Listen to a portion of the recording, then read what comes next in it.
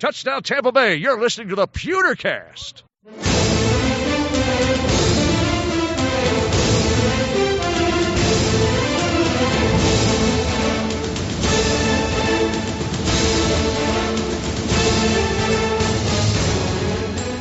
Welcome to the Pewtercast. Today is Tuesday, October 17th, 2017, and this is episode 48, A Tale of Two Halves. I am Brent Allen, your host, and with me, as always, my friend Ren Daxt. Ren, how's it going, my friend? It's going good. I've recovered. Everything's fine. Thanks for asking. Fully recovered, or you're still kind of hobbling around on a cane over there? No, I'm fully recovered. I'm good. If we would have recorded this earlier today, I might still had a little limp. I might have been a little sore from the game. A little sore? Yeah. In your AC joint? Right. Rotator cuff. The torn labrum seems to be the injury of the year in the NFL. But no, everything's good. I'm good. Yeah, it's I got to tell you, there's been a lot of interactions that I'm still seeing out there on Twitter, and yeah, I'm to the point where I'm on the backside of it. I'm over it. I'm ready to move on. Let's pave the path forward and let's go and getting in there. So that's kind of I don't know. I think that's kind of where I'm at. Got to tell you though, there's some good news that's coming out of this whole week, and I don't know if it has to do with this particular week or if it's just things in general going on. But as I've heard on a lot of Buccaneer podcasts this week, we have been having some record-breaking numbers for our show, which is awesome. A lot of that, I think, has come from our brand-new supplemental show on Saturday morning, Ren, that we got to put out, the Buc'IN the News or Buc'IN News or whatever we're going to call it. I don't know. But that's been a very fun show. It's just blown up. I was really curious because we put it out on Saturday morning. It's kind of an off day for people. I was really curious to see how many people would jump in and listen to it. Man, there's been quite a few. Yeah, when you brought it up to me, I thought it was a good idea almost right away. We really, with the show, we record Tuesday nights. We don't get to talk about all the things that happen during the lead up to which this week will be the Buffalo game. Mm-hmm. So it's just short little half hour, 45 minutes, maybe an hour podcast. Just our thoughts and comments about what went on as far as what's going on at One Buck Place. We can talk about all the press conferences, any articles that came out, any Twitter battles, any Twitter wars that went on, and just sort of put our twist on it and say this is what it's going to mean for this game. This is these injuries is what's going to happen, and you might see something in the Buffalo game because this happened. I think it's a podcast that no one else is doing right now, to be honest. Because Justin's Saturday show comes out, but that's not really his. That's not really his thing. It's not his forte. Is going over all the stuff that happened during the week. Yeah, he's got his own stuff he's talking about, which is fine, and that's why we wanted to do it, was because we felt that was an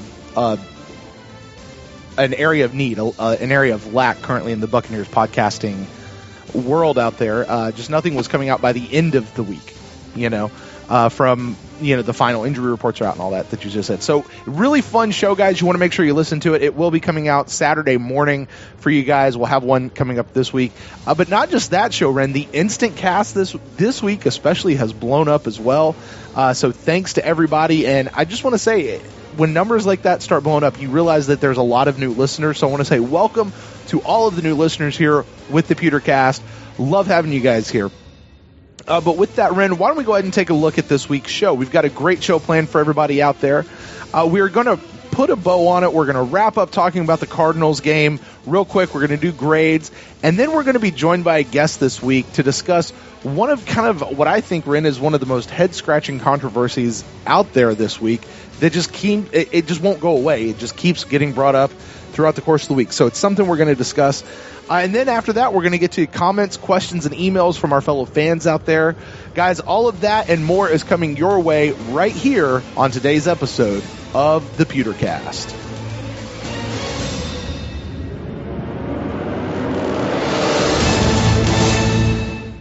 It's been 1 week since you looked at me.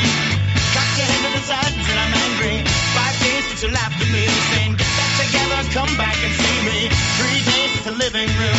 I realized it's all my fault, but couldn't tell you. Yesterday you'd forgiven me, but it'll still be 2 days till I say I'm sorry.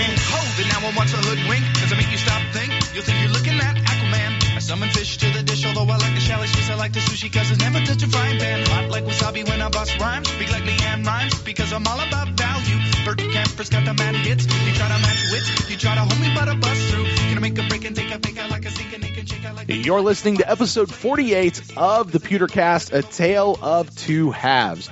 Now, Ren, anybody who's been listening to the show the last couple of weeks, if you're new, you may not realize that we've kind of changed some things up a little bit. You know, we've been talking about how change is coming to the Pewter Cast, and we've had a couple of weeks where things kind of got shifted. And we got together, we talked about it a little bit, and we kind of liked where the change was heading. So I think we've decided we're going to keep some of the changes that we've been making here. Yeah. You know, I'm going to bed at 3:00, and I'm going to bed as soon as, you know, we finish recording. And then poor Brent's got to, you know, compress the file, then edit it and put in the music. And he's not going to bed till 3:30, 4:30 in the morning. So an effort, to sort of shorten that up, and also the deep analysis of the previous game, has been done 3 or 4 times already. Yeah. By the time that our podcast comes out, so we really feel like we're not giving the listeners anything new. So right. We're changing it up. It's going to be a little tighter. A little more fun, not so many X's and O's, still our opinions, but, you know, just an easier listen, I would have to say. Yeah, and I think that certainly the benefit of finishing the show a little bit earlier is helpful, and that makes way for the Buck in the News segment that we'll have coming out later on in the week. But at the same time, you know, I think the biggest thing is just kind of what you said. By the time we get to this point of the week, we've heard everything about the game. I know that I really have felt that way these last couple of weeks of just going, I'm done talking about the game at this point. Let's move forward. So kind of what's going to happen is the way this segment is changing up is we've had the instant cast. We've talked about the game. We're going to give just a small amount of space to talking about final thoughts from the game, and then we're going to do grades. And after that, we're going to move on, and we usually have a guest. We're going to talk about some sort of topic that the fans seem to be talking about out there.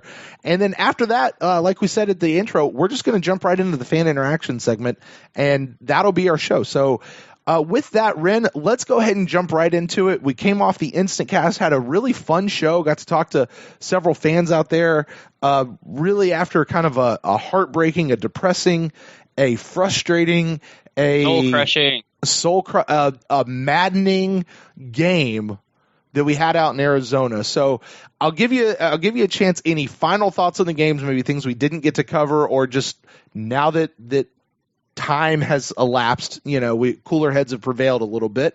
Final thoughts on the game, and then we'll get into grades. I just have really sort of 3 notes, maybe a little more. The first one is Jameis, and I talked a lot about it on the Instacast, and I've thought about it a little more, well, actually a lot more, and I'm sort of sticking with what I said during the Instacast is it's official that Jameis Winston's deep ball is terrible. No more sugarcoating it. No more, you know, the chemistry will come. No more of this talk, because Ryan Fitzpatrick, and since the Instacast has come out that Jameis takes every rep. Like, Ryan Fitzpatrick gets 0 reps with the ones. You know, he's running the scout offense.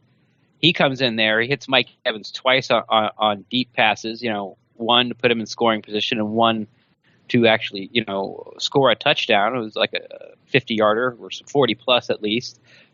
And so this guy who doesn't get any reps with Mike Evans comes out there and hooks up to, you know, right away, like boom, boom. So I'm not sugarcoating, and I'm done giving excuses or, you know, trying to look on the brighter side of Jameis's deep ball troubles. It's just awful. Obviously, it needs improvement. But as of right now, to me, he's a terrible deep ball passer, and will have to show me not just once, not just twice, not just 3 times. I need him to do it like 3 times for 3 straight games and then I will change my mind. And also what I talked about in Instacast was about Jameis. They need to find out. I'm sure they do. But what they need to do is stick with what Jameis does best. You know, I've heard quarterbacks like Steve Young and Trent Dilfer talk about this, and they go, find out what you do best and do that. And you will win. You will be successful if you do that. Stop trying to do things in the game that you're not good at. And as of right now, it's the deep ball. That intermediate ball that Jameis throws from anywhere from like 15 to, 25 yards in there, he's excellent at that. He can zip that thing in there, puts it between linebackers, cornerbacks, puts it between linebackers and safeties. He's great at that. Need more of that. And I would just like to see a little more creativity in the play calling. Maybe some screens to Charles Sims on 1st and 2nd down and not save that till 3rd and 13 when really you're sort of giving up on the play. It's like a draw, 3rd and 13, draw play. If it pops, it pops, but really what we're doing is we're just giving up and we're going to punt. So that's what I have about Jameis. I also have something on Beckwith, and of course I have something on Vernon. But I feel like I've been talking for a little bit, so would you like to go ahead and have a final thought? No, I'm coming off the instant cast especially. I want to make something abundantly and overly clear, because apparently it was a little muddy coming out of the instant cast, and I know that because a few people hit me up on Twitter about it this week, just in these last couple of days. I want to say it loud and clear. I am a Jameis guy. I do not think that when Jameis gets healthy from his shoulder, I want him to get healthy. I don't want him to go out there and push it and re-injure his shoulder and all that kind of stuff. I want him, and I heard Ian Beckles, his podcast, In the Trenches, he was talking about an AC joint sprain. He actually called it for exactly what it was. He recorded it before the news came out of what it was. He said, to me, that's what it looks like. He said, I've had those before. They hurt like a mother, and they take a while to get over. So I want Jameis to get better, because I'm a Jameis fan. I believe in Jameis. I want to see Jameis around here for a long time, and I need him to take care of that shoulder, especially because that is his throwing shoulder. If you guys ever hear me on the instant cast, sometimes what I do is I don't want to say I have to, but I choose to play the other voice so that our caller, or so that Ren, can actually have a chance to interact with that voice, because it is something that the fans out there are talking about, and I think it's at least a decent discussion, sometimes to shoot down. So I just want to make that super clear on anything that may be coming out of here, because Ren, I agree with you. Jameis's deep ball just isn't great, and until it becomes good enough, we've got to stop calling that, and we've got to stop leaning on that as if that is a strength of his. And, you talk about the play calling. I've got something that I'm working on right now. I've told you several times this. I've told some of the listeners this a few times. One of the things that I do when I'm outside of here is I am a student of leadership. And one of the big concepts in leadership is when you're a leader, you do the things that only you can do, and everything else you delegate. That's part of being a leader. That's the nature of what it is to be a leader. And Dirk Cutter is in a leadership position that's high enough within the Buccaneers organization that he needs to be doing the things that only he can do. And if there is someone else on his staff who can be calling plays, then I think he needs to delegate that to somebody who can be calling plays. Now, I don't know if he does. I don't know if he trusts Todd Monken to call plays. I don't know what that looks like for him. But if Todd Monken can call plays, and I suspect he probably can, I think that may be something that he should delegate. I'm just throwing that out there because you kind of brought up the whole play calling network, the whole play calling thing. But I hear what you're saying of not necessarily give up the play calling as much as just get more creative with the play calling as well. And it's hard to. I know we're trying to talk and put final thoughts on the game, but these are things that are so glaring from the game, this past game itself. So yeah, those are just kind of a couple of final thoughts that I have on those two subjects anyway, that we had. You said you had something on Beckwith and VH3 as well. I think this was Beckwith's worst game. Yes. He was a huge liability in the passing game.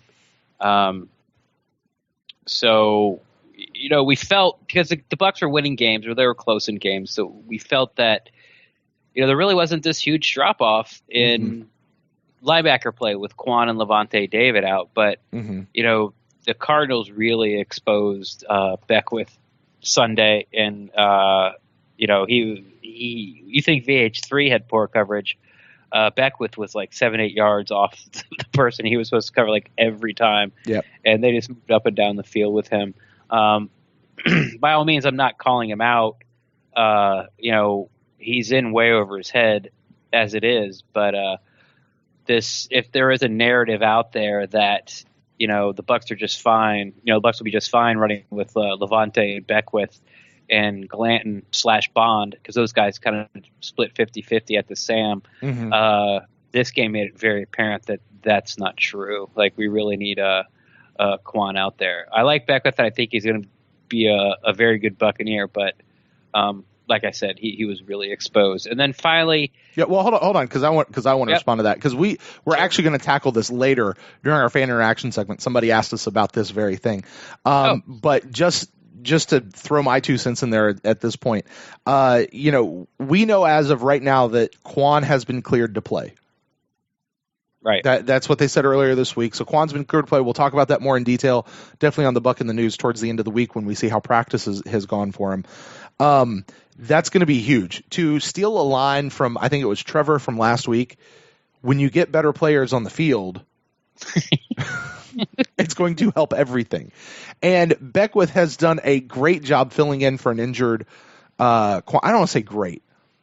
He's done a suitable job filling in for an injured Kwan, but he's not Kwan. He doesn't understand this. He doesn't understand how to pick apart the offense on the other side. He doesn't understand how to do that chess match like Kwan does at this point in his career. So having Kwan back, I agree with you, is absolutely going to be huge. And I think you're right. This Cardinals game, very much exposed where his weaknesses are. And that's not to say that he's not going to get there. He's just not there yet. I mean, this is game 5 of his entire NFL career. So no shade at Beckwith. It's just going to be really good to have Kwan back. Yeah. Agreed. And of course, like I said, I gotta bring up Vernon. Last week's show, I talked about how I was gonna. I didn't know if it was scheme or player, and then the very next day, Mike Smith comes out on his press conference, and finally, hey, can I add something about that? You talked about not knowing if it was scheme or player, and I was listening back to the show. I had actually mentioned, hey, it seems like that's something that the media guys should actually ask Mike Smith, and you're like, yeah, I wonder why they haven't. And then the next day, the media guys asked him about it. Like, it wasn't just Mike Smith came out and volunteered it. The next day, the media guys finally asked him about it. I'm not saying that we caused that, but we might have. That I know, because that has happened a few times. I've noticed a few times where it's sort of the subject has not been brought up, and then we mention it, and then sometime during that week of press conferences, someone brings it up. Now, I don't. Like I said, we have no way of knowing if that's where they got that idea. Maybe they got it off of Twitter, or maybe, that's the story they were coming up with, that like week. Or one of their think stories. alike. Yeah, who knows? But it is a little satisfying when you're sort of like, why doesn't anybody ask about this? And then the next day, it's like, hey, Mike Smith, I need to ask you. So starting all over, I was sort of defending. I was defending Vernon because we didn't know if it was scheme or the player. And then the very next day it comes out, Mike Smith's like, no, it's player. It's, we give you you get like a, sort of a zone. Like you can play from 1 to 10 yards off your guy, somewhere in there, wherever you're comfortable. And obviously Vernon is comfortable with his feet on the end line at 10. And so when we did our next pod, I came out and said, well, it looks like it's player, but still I want to see Vernon in there with both linebackers, because maybe, they're using Vernon or the corners or the scheme to sort of cover up some of the inexperience of the linebackers, sort of like we saw in the Cardinals game with Beckwith in the pass coverage. But when, one of the beat writers finally came out and just flat out asked Coach Cutter, like, are you concerned with Vernon's play? And he put him on blast. He's like, yeah, we're very concerned. So now this is where I stand on my Vernon, which has slowly gotten worse as the week has gone by. If the coach is worried, then I'm worried. Something needs to be done. I think we're going to see some type of drastic change in Vernon's play.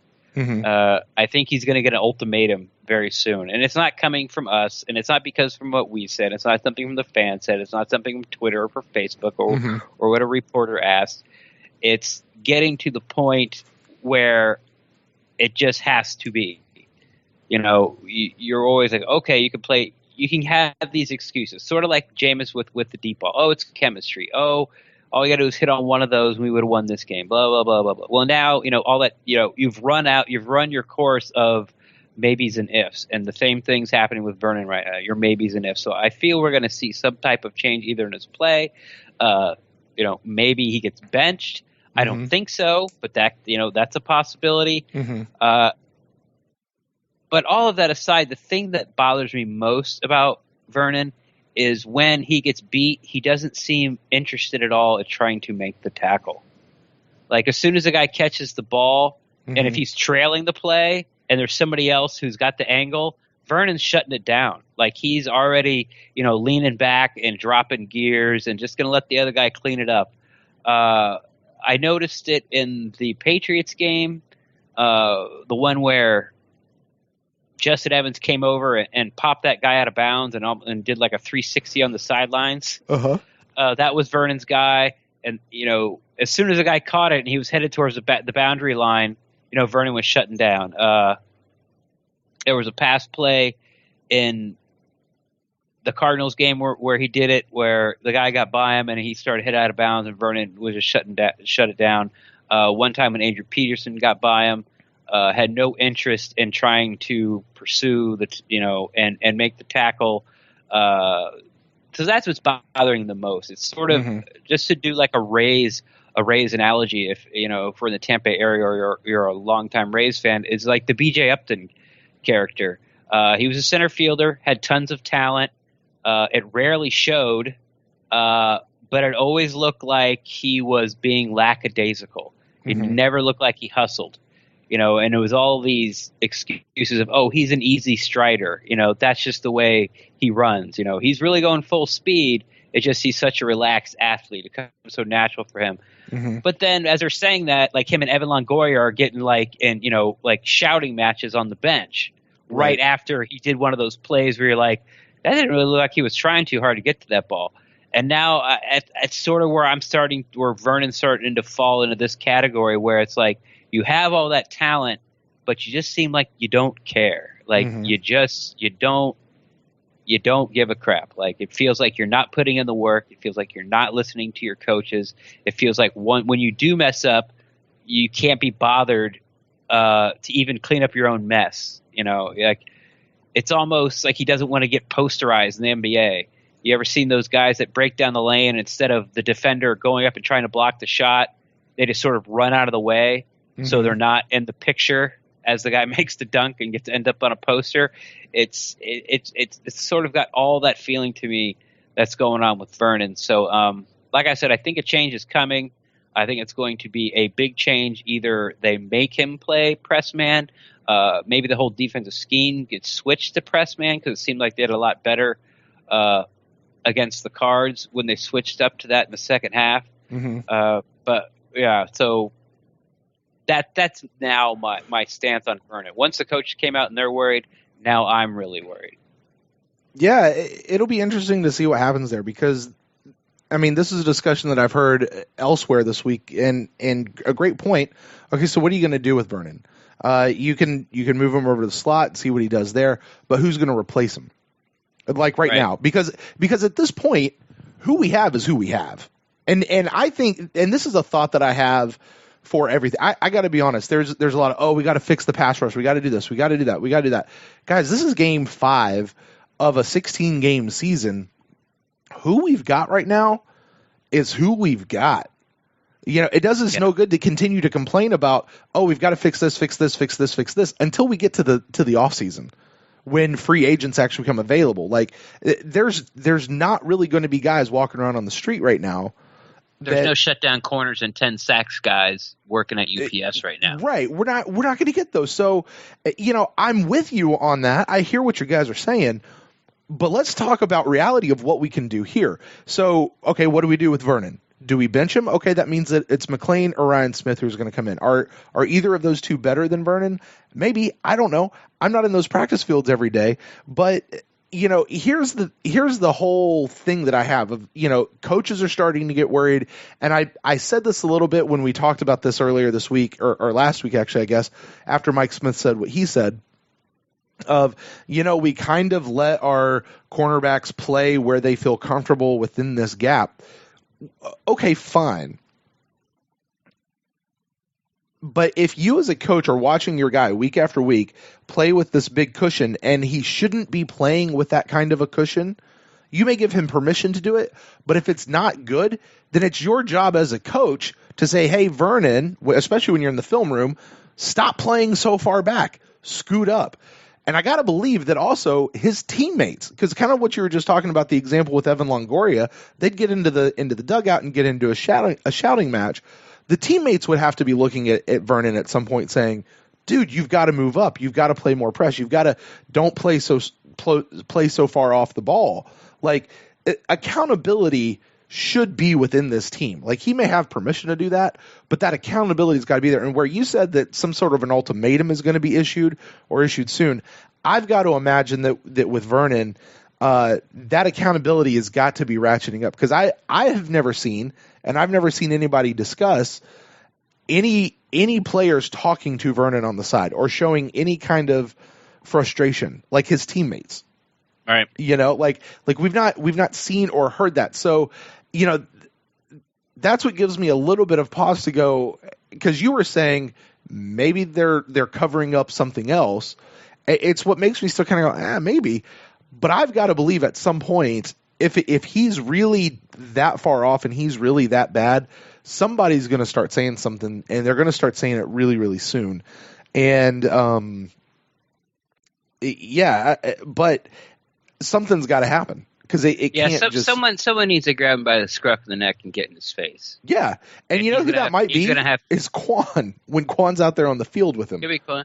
I mean, you see it briefly in the telecast. Real Bucs Talk has been putting out first, second, third, and fourth quarter videos very quickly now. So, if you don't have the all 22, or you forgot to, or you don't have a DDR, or is it DDR or DVR? DDR, whatever. Yeah.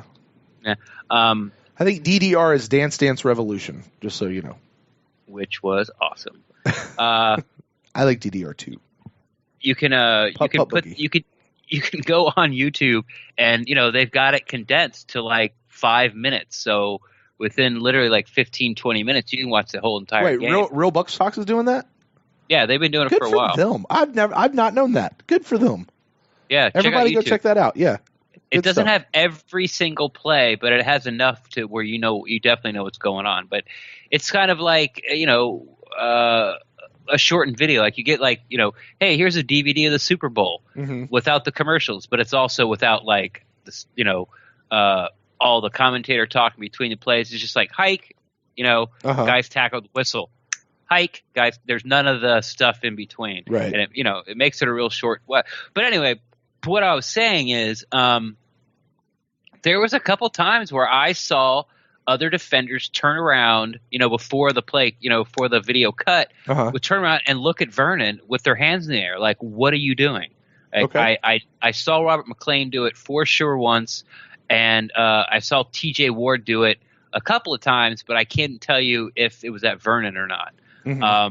But, yeah, definitely Robert McLean, when it was something like third and 3, and one of the Brown receivers was open, and he went for like 15 yards. And as soon as the guy was tackled, the guy, Robert McClain, whipped around and looked right at Vernon. And it was basically like, a WTF are you doing? Mm-hmm. So, like I said, I think it's coming. Yeah. And there's been stories like after the Arizona game, the locker room's pretty sullen. The players are pissed. Everyone's pretty angry. Yeah. Really embarrassed and upset about their play. And then you hear somebody like laughing and joking. You turn around, it's Vernon Hargreaves. Mm-hmm. And, you really – someone who just got burnt that bad. Every pass that was thrown to him was completed. That you can't have a worse game than that. You can't. Right. And everybody's upset about their play and,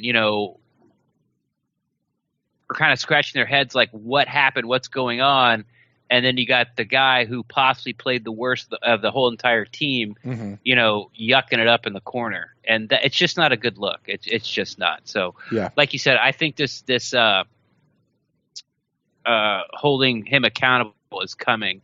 And and the way I would like to see it is someone just, grab him, by the scruff of the neck and shake him around a little bit and let him realize that you keep this up, you're going to be out of the league before, you even, get a permanent residence here. Which would be a terrible shame because the kid is talented. He does have some talent. He's just got to get out there and show it and take it serious. And to the point of what you're kind of saying there, leads me into something else. I put this out on Twitter earlier, and I don't remember if it was from Pewter Report or my own personal one, or Pewter, the Pewter Cast account or my own personal one. But the Pewter Report podcast, Pewter Nation podcast, the one they just put out yesterday, I think it was, the final 10 minutes of that particular episode, I thought was fantastic as far as what is a practical step that the coaches could do, because something's got to change.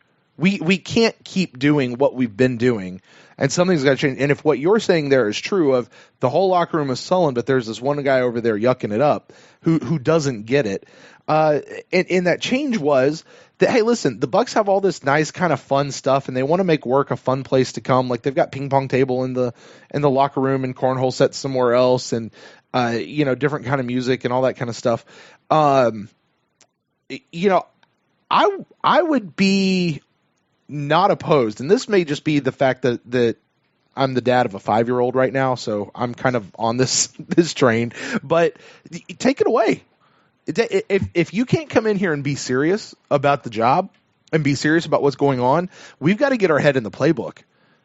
I mean, I get it. You can't just be 24/7 football. You've got to have a break. You've got to have some sort of release. I get that. But as far as this place, until we can show marked improvement and show that we're serious about what we're doing, some of this extra fun stuff is going to go away. I don't have a problem with a ping pong table in the locker room when we're winning. I don't have a problem with ping pong table in the I don't have a problem with that kind of stuff. I think that's great. Develop that sort of atmosphere and that sort of culture.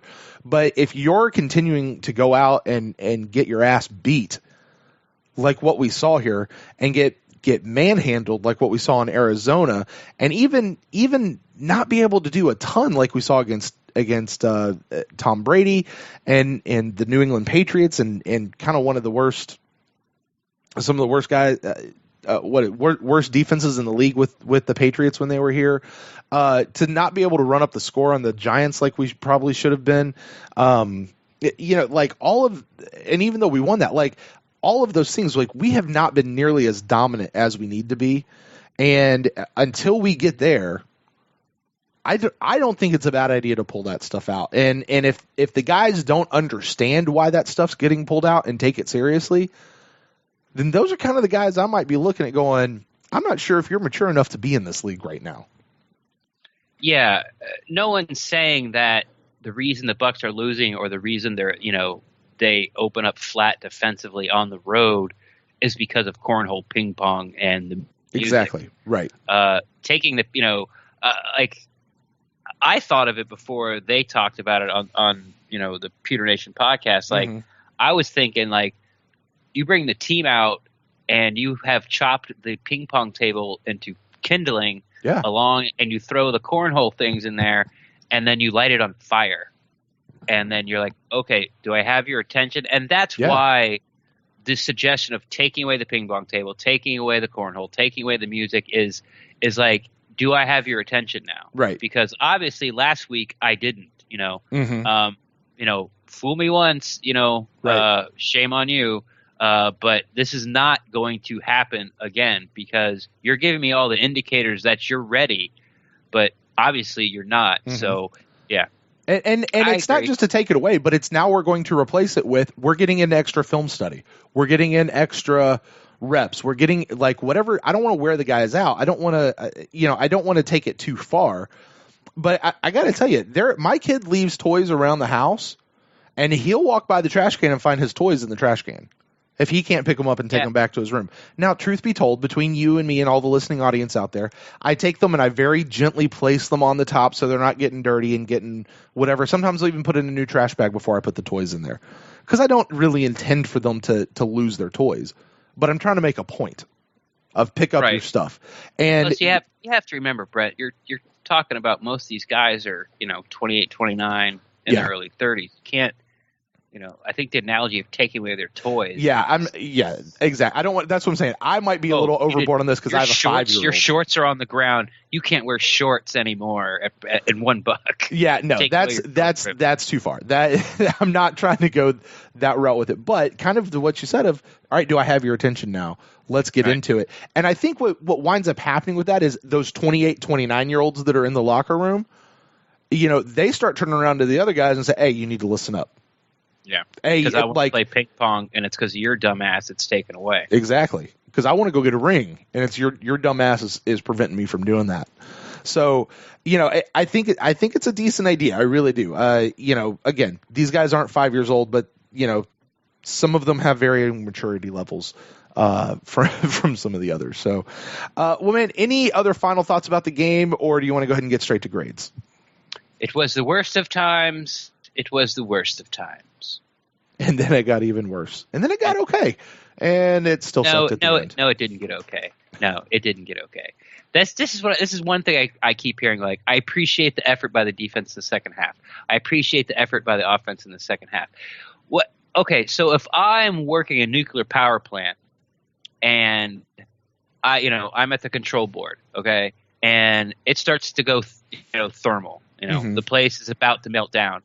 But, there's something I can do at my control panel to stop it.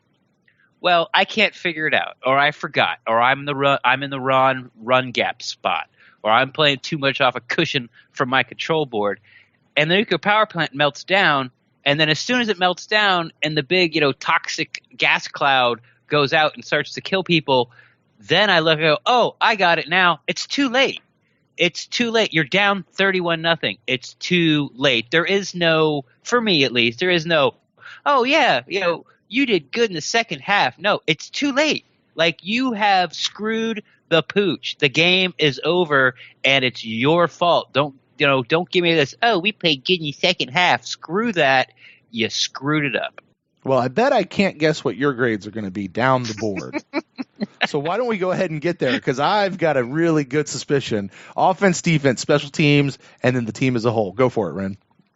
Offense, I gave them a D because they did have a good second half. I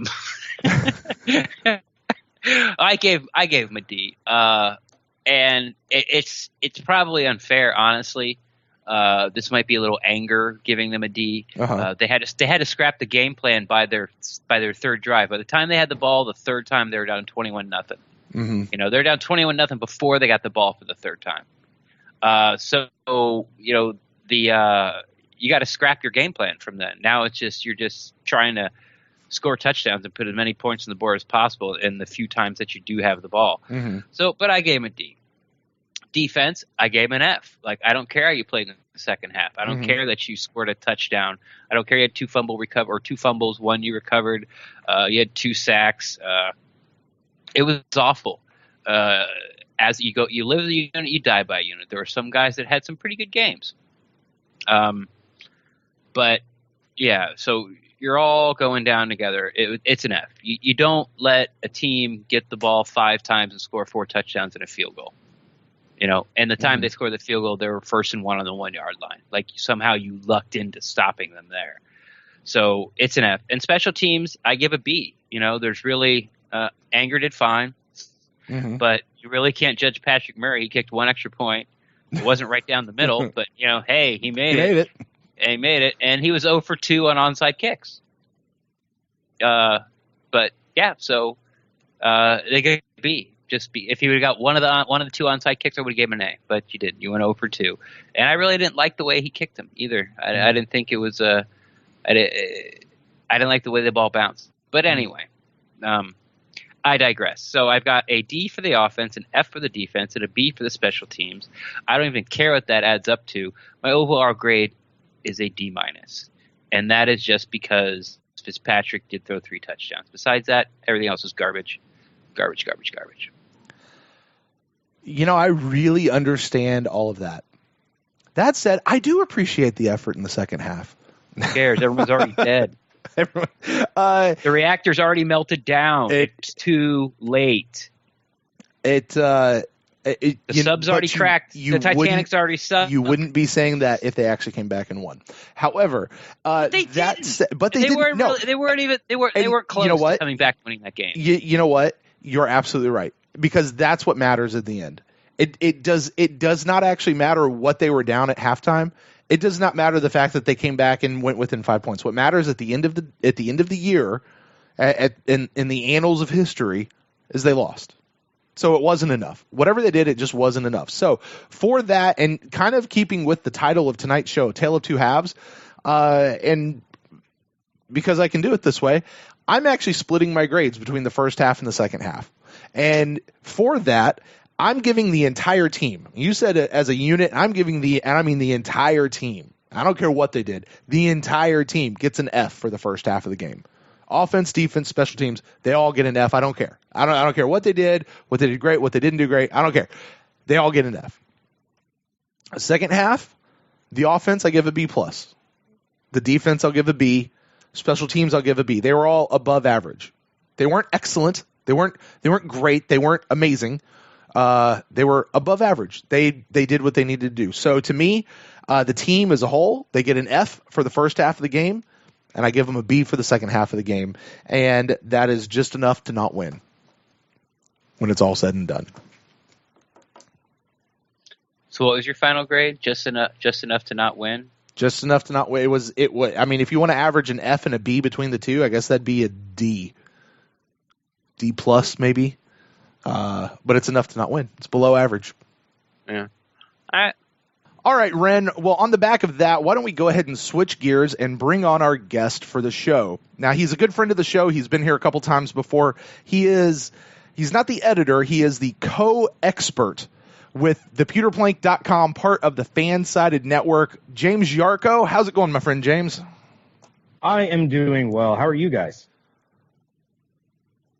Better. I'm a little better. A couple days out after the game, I'm okay. Yeah, everything's good. Everything's good with me. Yeah. It usually takes about 24 hours. This one took a little longer, but yeah, everything's fine. Yeah, that's usually my mark is about 24 hours. The Patriots game lingered a little bit longer. As you know, Ren, as I said in our Pewter Plank group chat, I took that entire weekend off of football, and let me tell you, it was fantastic. I did not watch a single snap of football all that weekend. I was hanging out with my son. We did a Star Wars marathon. It was fantastic. Yeah, that Thursday night game, when you take a loss and a loss like that, it hurts because it takes so. That was another thing that sort of, I think, hurt me so much during this Cardinals game. Mm-hmm. Was sort of like the extra half of week of no Buccaneers football. And yes, you're waiting for it, and then they go out there and lay that egg. So, yeah that was it almost felt like we had suffered through 3 full weeks of losses as opposed to just 2. Yeah, it felt like there was an extra week of loss in there. I get that. Yeah, that's completely fair. I get that. Well, James, as I know that you are well aware, and we are too, there has been this bit of controversy that has been brewing among Buccaneer fans. I personally know it because I've been interacting with it the whole beginning part of this week on Twitter with various fans, and I can't believe people are picking it up. Actually, the response of a lot of the fans from my side that I'm dealing with are people really talking about this? Are they really talking about this? We're like, yeah, they are. And it's just an amazing thing.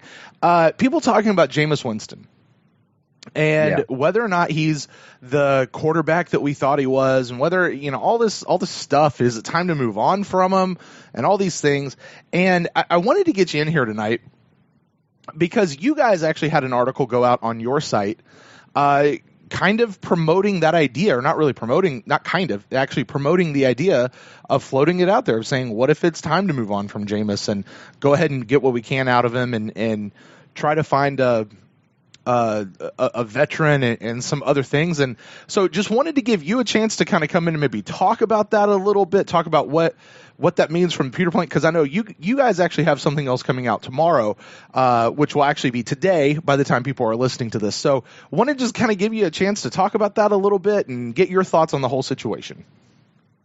Yeah, one of our newer writers, Sean Eck, he put up a column, his opinion piece on how he feels that Jameis may not, in fact, be the best fit for this team.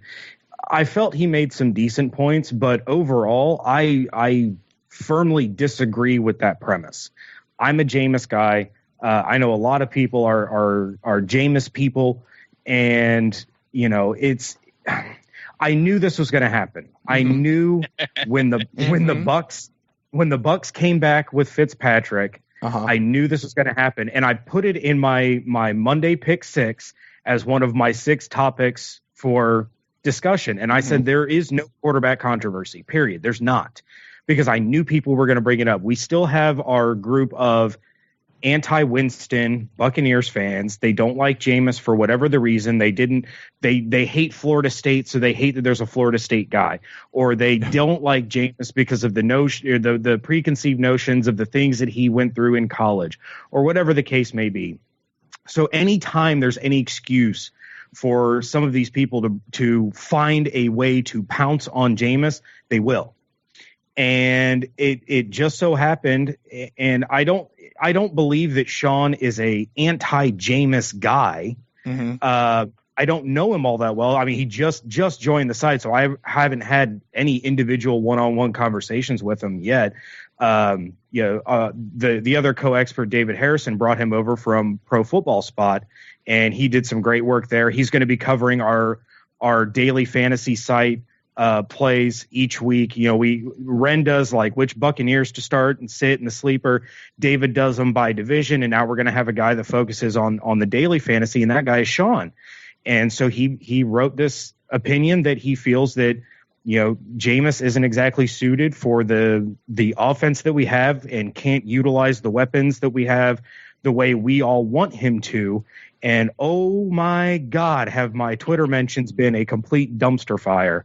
It has, it took me an extra 3 hours at work today because I was, my phone was going off every 5 seconds, and I'm sitting there having to I'm having to defend myself. I'm having to defend one of my guys, and having to defend James. I was fighting a war on 3 fronts. It was terrible. Okay, so let's just clear the air on something right there. Because that's why you don't get in a land war with Russia. Oh my gosh, James, I got to tell you, because I almost contacted Ren and was like, "You're writing for this site, and they're putting out this crap. Yeah, what's going on? Are you kidding me?" And there was someone that told us we need to delete the site. There were people saying, there were people saying that, this is a disgrace to Buccaneers fans everywhere. There were people saying that we are now a part of the hashtag evil Bucs media. Awesome. But on the flip side, and this is the majority of wait, James, because you hang out in the media room at One Buck Place. Exactly. All the way up here in Miamisburg, Ohio. I'm hanging out at One Buck Place. That's a hell of a commute. That is a hell of a commute. And then people wonder why I go to bed at 9 o'clock on work nights, because I have to be up at 2 a.m. Yeah. Do you drive or red eye it? Drive. Oh, okay. All right. I have a cloaking device on my car, so I can go about 200 miles an hour and the cops don't see me. You know what also works for that is if you're a pizza delivery driver, you just put that little topper, that says Pizza Hut or Papa John's on top of your car. Cops don't even bother you. You can go as fast as you want. But James, I just want to clear something up, because I am not here to defend that article, because right. I'm sure Sean's a great guy. He made some factual points that you cannot disagree with. Like that he brought out certain statistics, certain facts. You cannot refute those, because those are just facts. His conclusions that he was drawing, I vehemently disagree with, and I caught a little bit of flack because on the instant cast, I had kind of brought up some stuff that really I was, as the host, I was trying to set up Ren and whatever caller we had on at the time so they could shoot it down, and I think they did a fairly nice job with it. But it's things that we're seeing. Jameis has the type of year he's been having. He goes down. Fitzpatrick comes in and rallies the team from 0 to 33 points. The conversation is going to probably come up. But for you guys, not necessarily defending the article itself, but explain how the FanSided network of pewterplank.com, how that works, and kind of your – because the question to my mind, honestly, as a reader of your site was, how are you even going to allow stuff like that to come out on your site? Well, and that's the thing is with FanSided, it is exactly what it sounds like. This network that is so massive now started with two Chiefs fans who felt that their team's news and opinions were not well represented. So they started a Chiefs website. That evolved into FanSided as we know it today. Every major sports team has a page. Colleges have pages. You have FanSided Entertainment. You have, Game of Thrones, Star Wars, Star Trek, Netflix. There's a female oriented. We need a Twinkie page. I'm going to bring that up. Covered Twinkies. Oh my god. Fudge. I will do a Twinkie power rankings as the inaugural article. But there are listeners out there right now going, fudge covered Twinkies. What the hell are they talking about? They're a thing, apparently, James tells us. Yeah. But apparently they're only local to Miamisburg, Ohio, because nobody else in the world's ever heard of them. Anyway, moving on. Yeah, and so we are, as a collective, knowledgeable fans who have a platform to voice our voice. That's how we got into this. Mm-hmm. And there are people that have gone from FanSided to bigger and better. There are people at FanSided that are credentialed members of the media. By and large, you don't have a network this huge and are able to credential every person. It's just not fathomable. Especially with the format that FanSided uses. Mm-hmm. So one of the things that I was trying to make clear, which, Brent, you understood, mm-hmm. and I didn't even have to bring it up to you. You said it on your own. But what I was trying to get people to understand was this is one of our writers' opinions. Mm-hmm. And I think in the nearly 2 years that I've been with the Pewter Plank, I think I've shot down one topic and said, no, you need to stay away from that. I should have shot myself down when I wrote about Deshaun Jackson's Twitter rant and how he was going to kneel, because if you thought my mentions were a dumpster fire today, good heavens, you should have seen the dumpster fire that happened after I wrote about Deshaun Jackson saying he was going to kneel for the anthem. Mm-hmm. But I'm not going to, tell one of my guys that they can't write something. That's not how I am. If it's not a blatant lie, or if it's, not outside of the guidelines of FanSided, I'm going to let their voice be heard, because why should I stifle them? There have been things that Ren has written that I disagreed with. There are things that David has written that I've disagreed with. You know, I think there have been things that I've disagreed with just about every one of our writers that they put out at some point, but that doesn't mean I'm going to say, you know what, no, you know, you're not going to write that because I don't like it. You know, with Ren, I remember he was doing his fantasy piece, and I said I would sit the defense, and he goes, the defense is my start against the Cardinals. I'm like, well, you know, I don't agree, but thanks for bringing that up. You know, and that's stuff that happens. But you know, I'm not gonna sit there and say, you know, no, we're not putting this out there. What I did was I messaged David, and I said, oh dear God, our Facebook comments and our Twitter mentions are going to be a wreck when this drops tomorrow. Because I knew it was going to happen, but I wasn't going to say, look, we can't put this out there.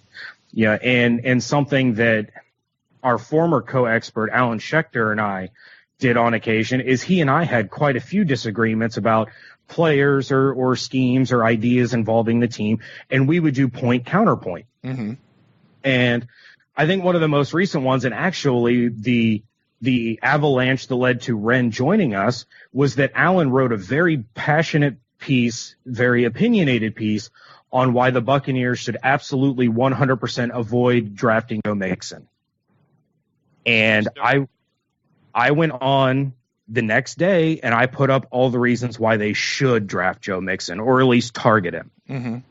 So, you know, with all of this going on, you know, Sean puts out his piece, says, I don't know if Jameis is the franchise quarterback we all thought he was. It may be a good idea to trade him now, get what you can from one of these quarterback needy teams, the 49ers, the Browns, the Jets, the whoever, and maybe go after Kirk Cousins in free agency.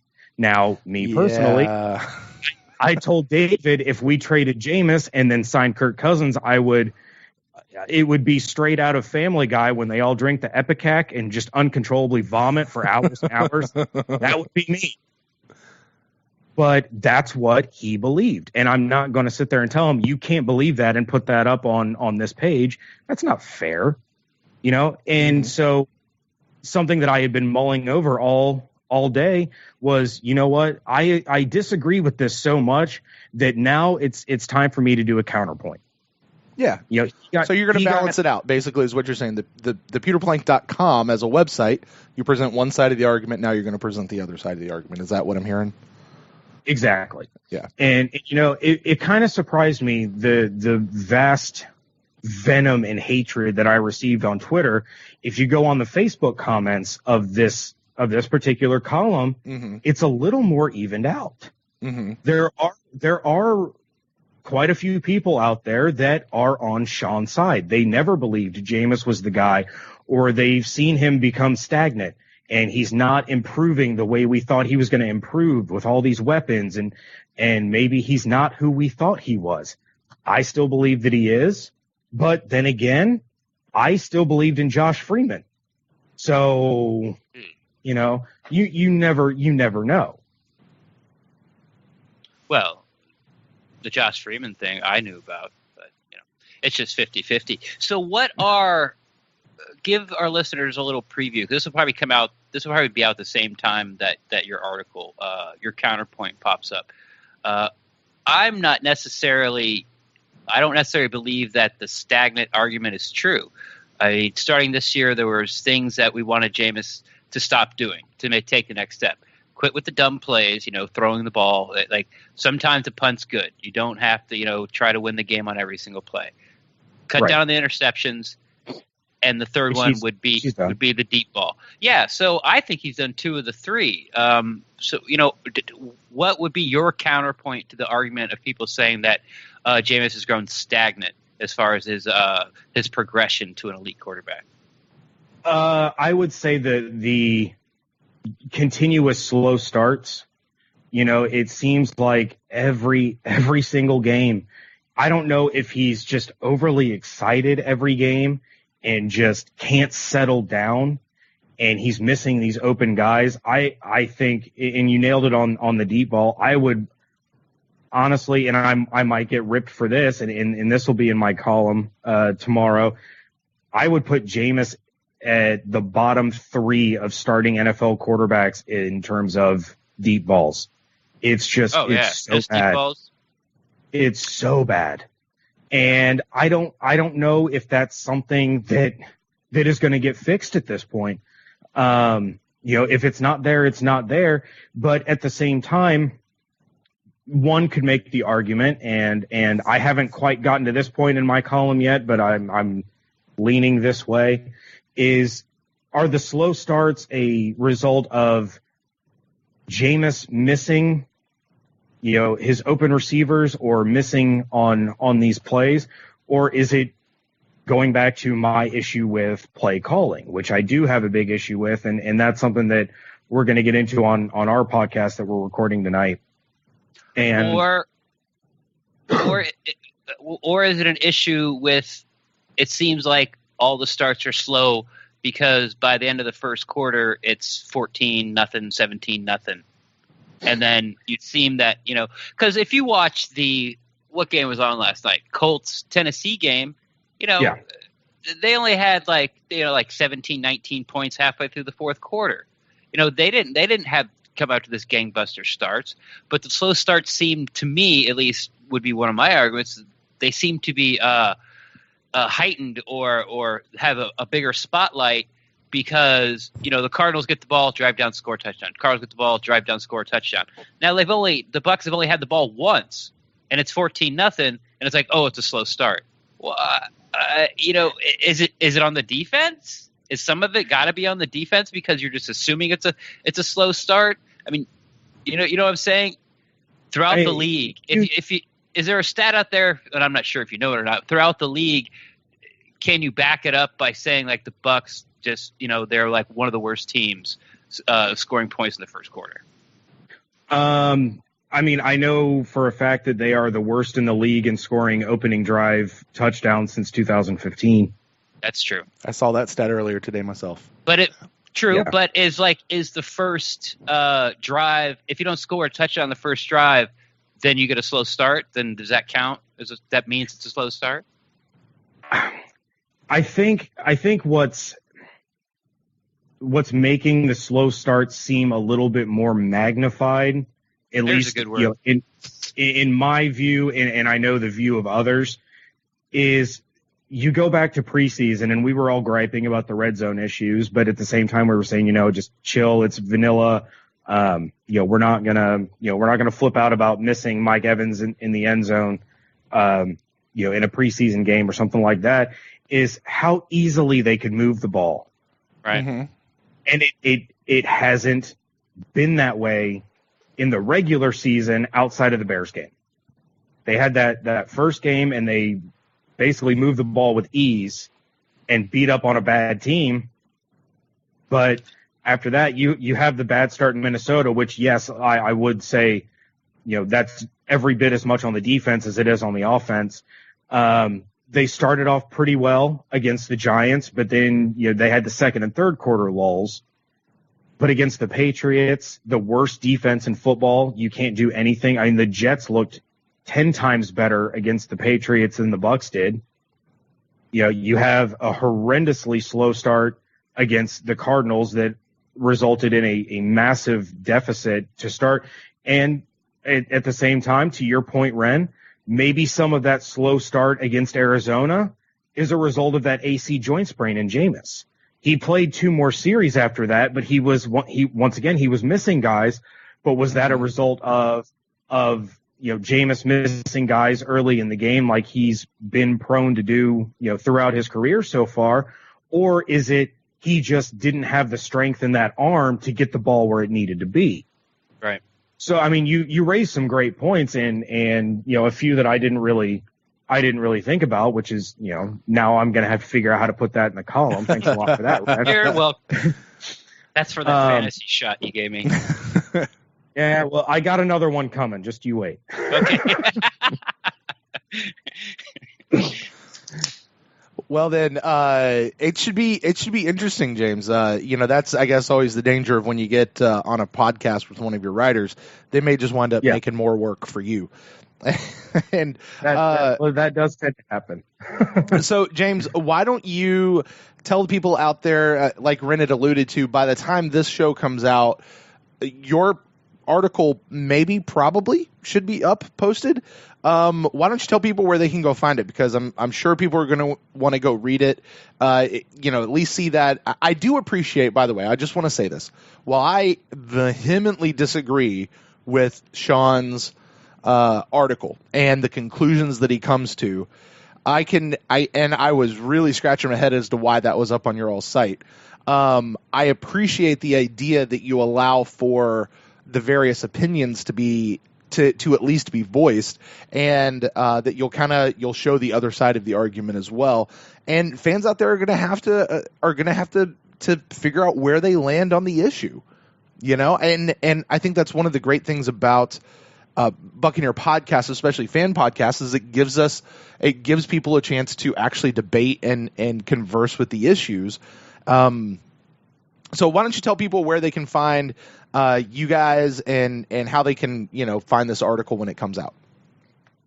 Yeah, it'll drop on the pewterplank.com tomorrow. I'm not sure exactly what time it'll be up. I would guess probably around noon or early afternoon. Mm-hmm. Like I said, we're recording our podcast tonight. And then we can discuss it on Twitter at the Pewter Plank. My personal account is at @JYarko_Bucs. And Facebook.com/PewterPlank. And, I mean, it's a conversation that was inevitably going to happen. Mm-hmm.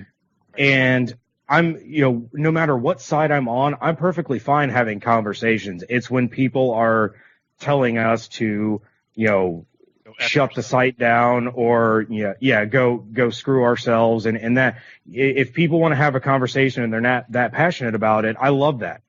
But, at least have an actual conversation rather than just spewing out venom and hatred. It's almost like politics. You take a shot at Jameis Winston and social media turns into political social media, and there's no seeing the other side at any point ever. It gets real nasty. Well, I can tell you there was an episode that Ren and I did probably about last May. I want to say it was in May that we put out a pretty strong opinion out there, and we received quite a bit of backlash on that. And generally what we said, there was even one person that left us a thing, said, just don't ever make another episode again. Never ever talk ever again. Don't ever do anything else. And it was like, really, dude? Really? Come on now. That was from my mom, by the way. Really, lady? Really? Are you kidding me? So she's never supported me in my podcasting career. Well, and real quick before I get off here, I would be remiss. I did make a promise to my co-expert and my Walking the Plank co-host, David Harrison. Ren took a little shot at David, and I heard it, and I had to laugh because he said that David can't be a guest on your show until his fantasy teams get better. But I don't remember. But Ren, didn't he beat you in the Pewtercast League? He did, for his only victory. Yeah. For his Which only just victory. makes it that much worse. I know, and that's my only loss. That's my only loss in the Pewtercast League is to James, and that's his only win. So, yeah, maybe that shot that I said at the end of the Instacast, I said that, I don't know, maybe subconsciously I was still a little mad that somehow he pulled that out of his magic hat, that win. But I'm okay with it. Yeah, that's fair. But before you do go, I would like to say, we talked about at the end of the Instacast about how, and it has been up, how you can find, the Pewtercast Instacast that we do after the games on Sundays, usually, that you are now embedding them and putting them at the bottom of your articles on Mondays and Tuesdays. I just wanted to, tell you, I think that's really solid. And thank you. Thanks so much for doing that. Oh yeah, it's our pleasure. We've built this relationship over the past year or so. I was one of the early guests on the Pewtercast when it was getting going, and Brent and I had a lot of fun doing that. And I remember there was one week where you had a guest and some conflicts came up, and I had about 15 minutes notice, and I said, you know what, let's do it. So I will a lot of fun forever on be there. grateful for that too. I'm still a little hurt that I didn't win, the guest of the year. But if I'm going to lose to someone, it might as well be Princess Nikki. I think you are not the only person talking in this group right now who also might be a little hurt by that. Ever. Yeah, thing with, Well, I'm still convinced Russia was involved in that voting somehow. Well, she's my Albuquerque and green chili sister, and she was one of my early follows when I first joined Twitter, way back. And she and I used to chat all the time about the Bucs and green chili in Albuquerque. So I love her to death, and I always enjoy when she's on the show. So, but yeah, guys, I certainly appreciate some time to try to kind of voice what transpired. With Sean's Jameis opinion, and of course I'll have my counterpoint up because I think it's only fair. One side was represented, it's time for the other side to be represented as well. And by if the I'm other side, you mean the correct side. I mean, this is a debate that disrupted my family photo day with my parents and sisters because my dad jumped off the Jameis train, and I'm like, hold up, let's camera person go take a 5-minute break because Dad and I are going to hash it out. So if I can argue with my dad about it, I can argue with anybody about it. And thus the reason why this is an issue to not just bury your head in the sand about, but to actually address. So James, I applaud you guys for going through that, but we'll go ahead and wrap up this conversation. And hey, big shout out to Bucs Princess Nikki. That's cool to get to hear her. Fans, we are now going to turn this back on you, and we would like to know your thoughts on our thoughts. You can do that by shooting us an email to thepewtercast@gmail.com or find us out there on the Twitter sphere at thepewtercast or at facebook.com/thepewtercast. We do respond to all forms of feedback, and it's one of the more fun aspects of being a part of this Bucs fan community. Stay with us, because coming up on the other side of this break is going to be our fan interaction segment. You won't want to miss that. We'll be right back.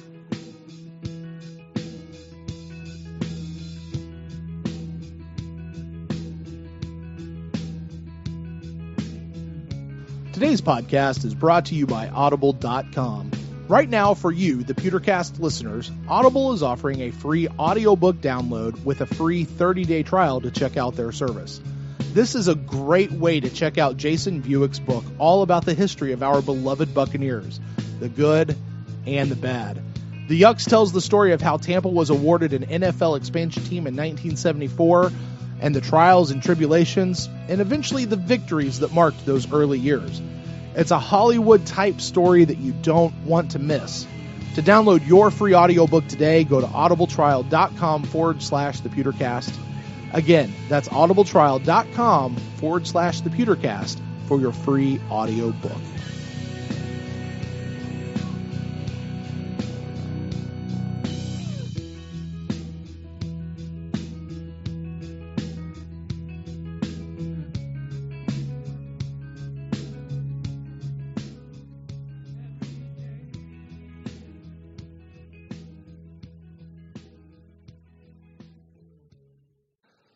My fault for not saying it. Yeah. All right. Are you recording? I am recording. Solid red line. There we go. All right. Fan interaction segment in 3, 2, and we're back. This is episode 48 of the Pewtercast, a tale of two halves, and it's time for your questions, your emails, your comments.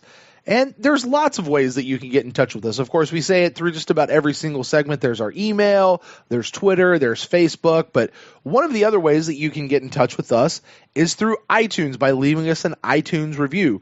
And Ren, we've got a brand new one for this week. Nice. Last couple of weeks, we've just had a couple of ratings that have gone up with no reviews, which we very much appreciate the ratings. But the reviews are really cool because it actually helps us get to know you and hear your words, and so we can thank you properly. This one comes from Westerbros, and it is a 5-star rating, and it says this is the best Bucs podcast out there. I have listened to every Buccaneers podcast out there, and I can honestly say that this one is the best. I enjoy listening every week. Did it say which kingdom it came from Westeros in? It says Westerbros or Westerbros, but it might be a Game of Thrones fan. I'm not really sure. Westerbros.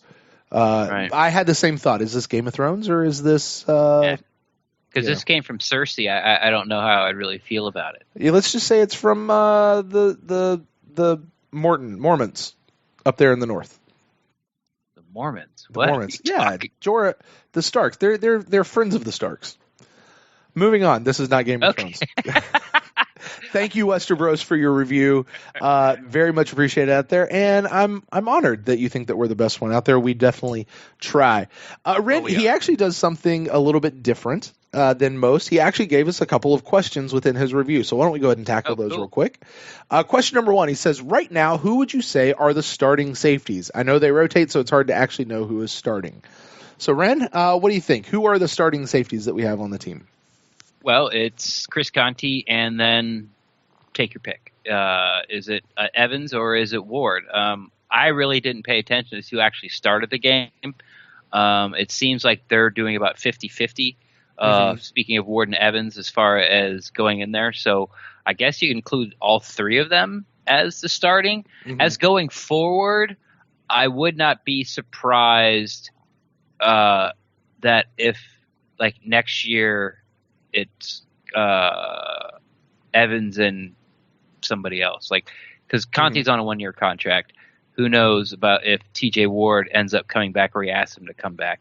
He hasn't been too terribly impressive, to be honest. I don't know if it's he doesn't get the scheme or he's not a fit for the scheme, or because he did look confused out there during the Arizona game at times. So there's some questions to be answered before you can really tell his future. But going forward, I think it's the good news about that, Ren, is we've got 12 more games to assess that whole situation. Yeah, agreed. Yeah. So to answer your question, going forward, it's Conti. It's all three of them. Conti for sure, and then I still think that they're going to continue to rotate Evans and Ward. Now, I know he's currently injured, but what do you do with Tandy? What he's always been, a backup. A backup rotation. Yeah. I mean, if they thought this is his 5th year with the team, maybe 6th year with the team, he's only been a Buccaneer. If they thought at any time that he was a starter and they liked him as a starter, he'd be starting. They wouldn't necessarily went out and got a safety in the second round. Maybe they waited till later. They wouldn't have got a TJ Ward. Went out and and picked up. Or did we trade for TJ Ward? No, we signed him as he went. He got cut by the Broncos, I think it was. Yeah, it was the Broncos. Yeah, I couldn't remember if he traded or they cut him. They wouldn't have got a TJ Ward if they were happy with Tandy. So, he's just going to be, a special teamer and a spot safety rotational player. So, yeah, I mean, I think Tandy was probably better than Wilcox, and I think Ward is better than Tandy. And we'll see what happens, as you say, with Conti and where things go. But I like the idea of Justin Evans getting more playing time. I know he's a rookie. He's not the best safety in the league. I wouldn't even say he's the best safety on this team. But I like the idea of him continuing to grow and to get better. And one of the ways you do that, probably the best way you do that, is by getting more playing time. So I think he's good enough to continue playing. I'd like to see that continue to happen, but we'll see. It makes it interesting to watch, watch in the future games who starts between Ward and Evans and just see how that goes. Because I think you said, weren't you saying that they were split about 50-50, like on their snaps or something throughout the game? Yeah, they're about 50-50. Yeah. And I agree with you with Evans. I mean, he plays very fast. He might play the fastest of all the Buccaneers out there. I'm not saying he is the fastest, but football, game speed, it looks like he's, out there flying around and moving faster than just about any of the other 10 players. Yeah, I'd much rather have the conversation between who do we start between Conti and Ward versus who do we start between Evans and Ward. I would. Yeah, because I want to develop the young guy, which just kind of leaves it open for the other guy. Nothing against Chris Conti. I'd much rather have that be the question mark right now. But moving on, question number 2 says, what do you think Mike Smith is thinking when it comes to Kendall Beckwith and Kwan at middle linebacker? We're going to have to re-sign Kwan in a couple of years, and if Beckwith continues to play well at middle linebacker, what do you do? This, by the way, I think came in before the Cardinals game, just to put that in perspective. So I think Kwan stays at middle linebacker, and he ends up taking Levante David's spot when Levante's contract runs out. He'll be when his Levante Davis contract runs out, he'll be over 30. Mm-hmm. He's going to command a lot of money because he's a veteran. There's like a veteran minimum you have to pay. Right. And it just might be one of those, thank you very much for your service, but we've been dealt with this guy for 2 years or 3 years, whatever it is, and it's just it's time to go with the younger, cheaper player. So that's what I think the long term. Because the Bucs are not going to necessarily have all this extra salary cap room in the soon coming years. Yeah, because he's right. You got to sign Kwan, then you got to sign Jameis, and you still got Mike Evans, who we haven't signed. Ali Marpet, Donovan Smith, yeah. Ali Marpet. I would say Brandon Hargrave. Noah Spence. Noah Spence is going to come up and Noah Spence, Cameron Brate. Yeah, Cameron Brate, absolutely. God, what's it going to take to keep him? He's a surprise big contract. I mean. He's a goofy dude. He's kind of a do. But what's he have like 12 touchdowns or 10, 11? I think he's leading. I think I heard the other day he's leading the league again right now, currently, which is weird considering where we've been. Yeah, for tight end, it seems like he catches a touchdown pass a game. Yeah. Just like we're in the red zone, Cam's open, throw it right at the back of the linebacker's head. Yeah, and Cam will jump up and he'll hit him in the chest and he'll catch it. As long as he doesn't drop it. Well, he doesn't drop it. Yeah, he only had one drop this week, so I'm back on the Cameron Brate. Brate is great. Brate is great train, yeah. Mm-hmm. I think it's that. As long as Kwan is healthy, as long as Kwan is playing, I don't foresee anybody coming in and taking the middle linebacker spot. So I think that's interesting. I know somebody had floated the idea that Beckwith was really brought in to replace Levante because when the time comes, there is a camp of people that think Levante will no longer be a Buccaneer when his current contract runs out, and that's one of those, like, you would hate to see that happen, but it really could potentially happen. Yeah, it happens. Yeah, and you've got to prepare yourself for that, and we'd be fools not to think that Jason Light and his crew haven't already. That they're not preparing themselves for that eventuality, should that be what it comes to. So I hope it doesn't happen, but it could. But I think if Kwan continues to play the way he does and we get Levante back for a really great deal and he's still playing great and Kendall Beckwith's contract comes up, we could potentially cut him. I just don't think he's going to replace Kwan if Kwan continues to play great. No, Period. Maybe since Beckwith is bigger, maybe he takes over the middle linebacker spot and Kwan switches over to the will spot where Levante plays. Mm-hmm. That's a possibility. But I think the future of linebacker in the next few years is, I think it's Beckwith and Kwan. Yeah. Yeah, I think they'll both be there. I don't see Kwan moving out of the middle spot though, but it's an interesting thought. So, but thank you, Westerbros, for your review and your questions. Love getting to do that. Let's move over to some emails. We've got a couple emails in this week. The first one comes from Christian, and Christian says, "First off, this was Buccaneer football of old, something I haven't seen since the days of Lovie Smith, Greg Schiano, or Raheem Morris.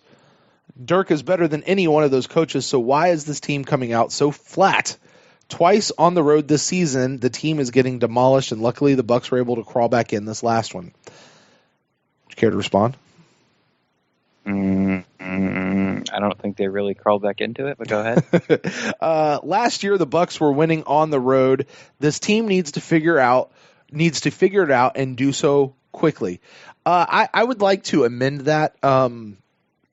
Last year, the Bucs were winning on the road. The Bucs actually won more on the road in the last bunch of years than they did at home. So it's not hard to negate that. But I have heard a couple of people talking about at this point last year, the Bucs were going on a winning streak. And I just want to correct that. No, they weren't. Yeah. They were 3 games away from starting the winning streak. This is only game 5. They didn't start their winning streak until they came back from their bye week after week 8. So they're not quite to that same spot just yet. They're getting closer. They're not quite there yet. Though that doesn't necessarily make what Christian said was wrong. It just kind of triggered that in my brain. The Bucs were winning on the road, so they definitely need to figure this out. I agree. He goes on to say, he says, the offense needs to find a way to get Deshaun Jackson and Mike Evans in the game faster without having to go to the deep ball so early. Quick passes, quick routes lets us open up for those deep opportunities later in the game. If teams know that I only have to defend Deshaun Jackson on the deep ball, that makes covering him that much easier. Yeah, I see this more and more and more and more and more on Twitter and on, like, this seems to be what everybody is wanting to see from the team. All of us who are professional NFL coaches, this is what we keep saying, right? Like, go to the short routes, go to the quick slants, go to those quick seam passes, and that'll open it up. And I mean, just because we haven't coached in the NFL doesn't mean that we're stupid, right? Like that does seem to be the conventional wisdom. Yeah. I get it. I don't really know how to respond. Because, this has sort of been talked about a lot. It is a little perplexing why they don't do slant routes to Deshaun Jackson and see if he can, outrun the zone like he did, in the New England game. Fitzpatrick hit Deshaun Jackson a couple times, and he went for some extra yards. Why don't they? It seems like every pass to Mike Evans has to be at least 11 yards down the field at minimum. Maybe he's just not that type of receiver where they throw a screen pass to him and have him run for, try to get some extra yardage, which I don't really understand because, he's big and he'd be hard to take down. So, yeah, I don't know. But what I will say, on the road, yes, they've come out flat definitely defensively on the road, both games. And that sort of, once again, I said a little bit earlier in the podcast, that takes away from your game plan. Like, the game plan was out the window, by the third possession. Before the Bucs got the ball for the third time, the game plan's out the window. You're down 21-0, and in the next series, your quarterback's not going to come back in. Your starting quarterback's not going to come in. So, and then in the Minnesota, I thought they went a little frantic. I felt like it was a little frantic a little too early. At least the way the offense was playing. I know that this is supposed to be the offense is supposed to work best with the play action. So you got to get the run started. I'm almost to the point where I think it doesn't. I think it works better the opposite way. I think they should throw the intermediate and short passes to open up the run, and then once you've opened up the run, now the playbook opens. Get the playbook open, keep the defense guessing.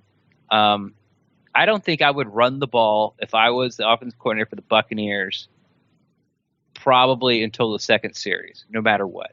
Like, I would just throw the ball, because the passes. Each pass route is usually deep enough to get a first down, so you only need to complete 1 out of 3, and you got a first down, And if you get 2 in a row, well, now you're like 20-plus yards down the field. That's just what I do. But, once again, like you said, we're not NFL coaches. The next time I step on the field, as any coach, will be the first time. So, yeah, it's frustrating. I get it.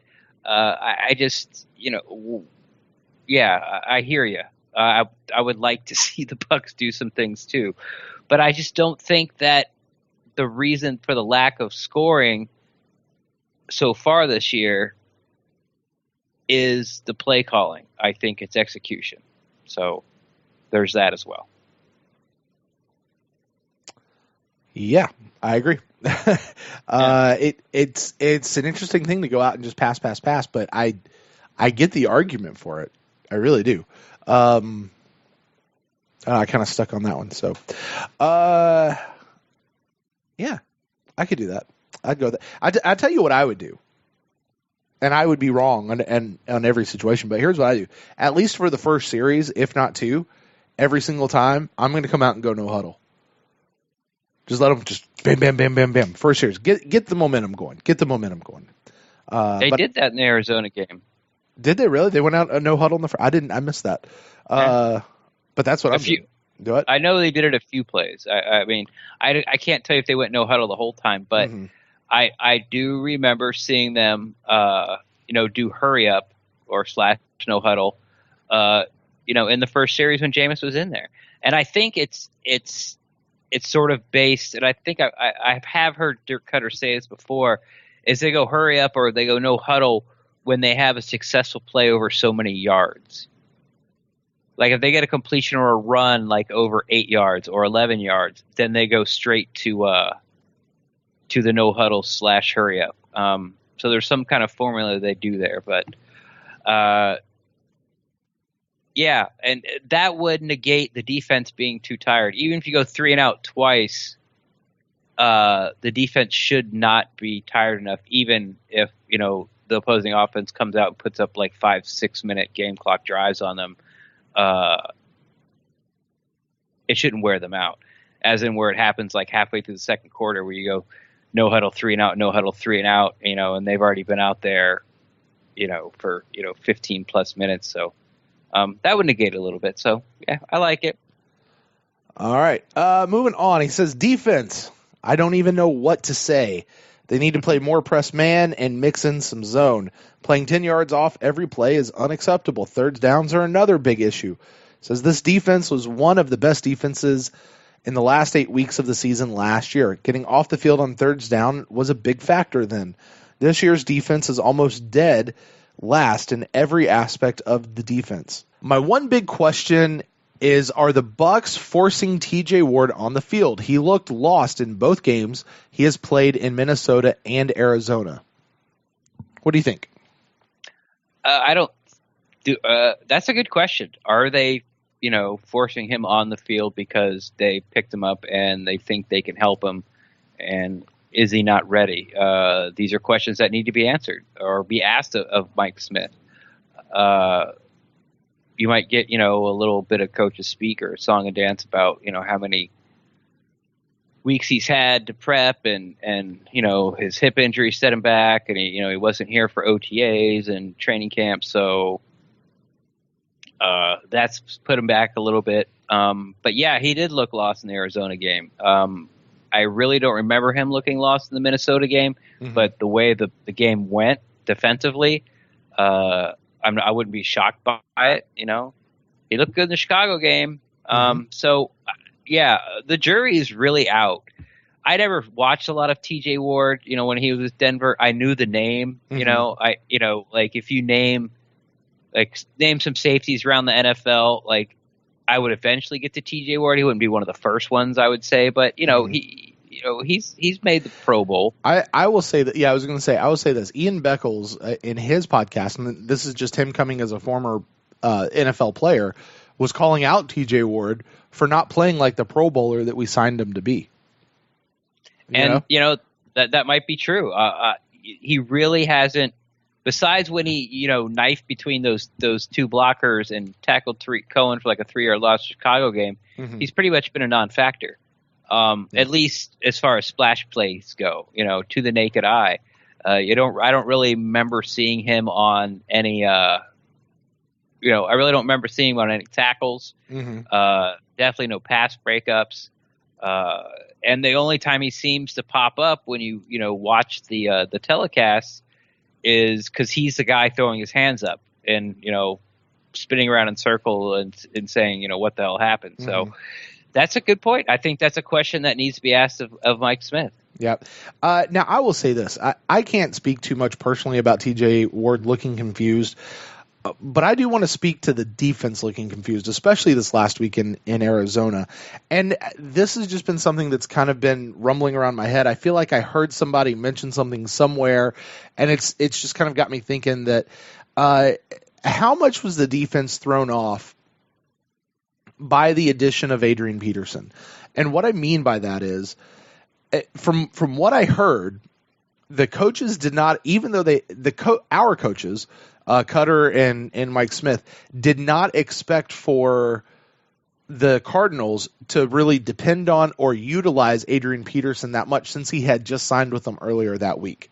So the fact that they came out and went straight to him and basically threw them off, like, I wonder, I want them to ask the question, is this a reason that maybe the defense was so out of sorts, particularly that first half, was because they just weren't even prepared for this? Like, this was completely the opposite of what they thought was going to happen. And for whatever reason, they just weren't able to make the quick adjustments and get into it. Any thoughts on that as far as how much of the Adrian Peterson effect really threw the defense off this week? Because the defense this week especially just did not look like our defense. Didn't look like anybody's defense. They were offensive. But by the definition in the OED, you couldn't have called them a defense. The OED. Yeah, I'm going to start using that. That's the Oxford English Dictionary, everybody. I think you are absolutely wrong. I think the team, that's why they're so upset. Like, that's why the defense was so upset. Mm-hmm. They sort of got together after second drive and had a huddle and was, yelling and pointing fingers. Not like pointing fingers like it's your fault, but like, we're not doing what we're supposed to be doing. The first thing Dirk Cutter said was, one of the first things he said was, we didn't tackle, we weren't in our run gaps. They knew that Adrian Peterson was not going to be a factor in the passing game. One, because he's never been a third down back, as in the guy that could pick up the blitz or the guy that goes out of the backfield and catches a pass. He's never been that guy, even in Minnesota. Even when he was getting 2,000 yards, he was never a third down back. Just wasn't. And basically, it was a basic offense. It's like, give Adrian Peterson the ball, read the middle linebacker, make your cut. Mm-hmm. And it was just, high school Pop Warner League football, and the Bucs couldn't stop it, and that's why they were so upset. It had nothing to do with their caught off guard. They said it many times. I think almost to a man, it was they didn't do anything we weren't expecting. Like, they did exactly what we thought they were going to do. They did exactly what they've been doing for the first 5 weeks.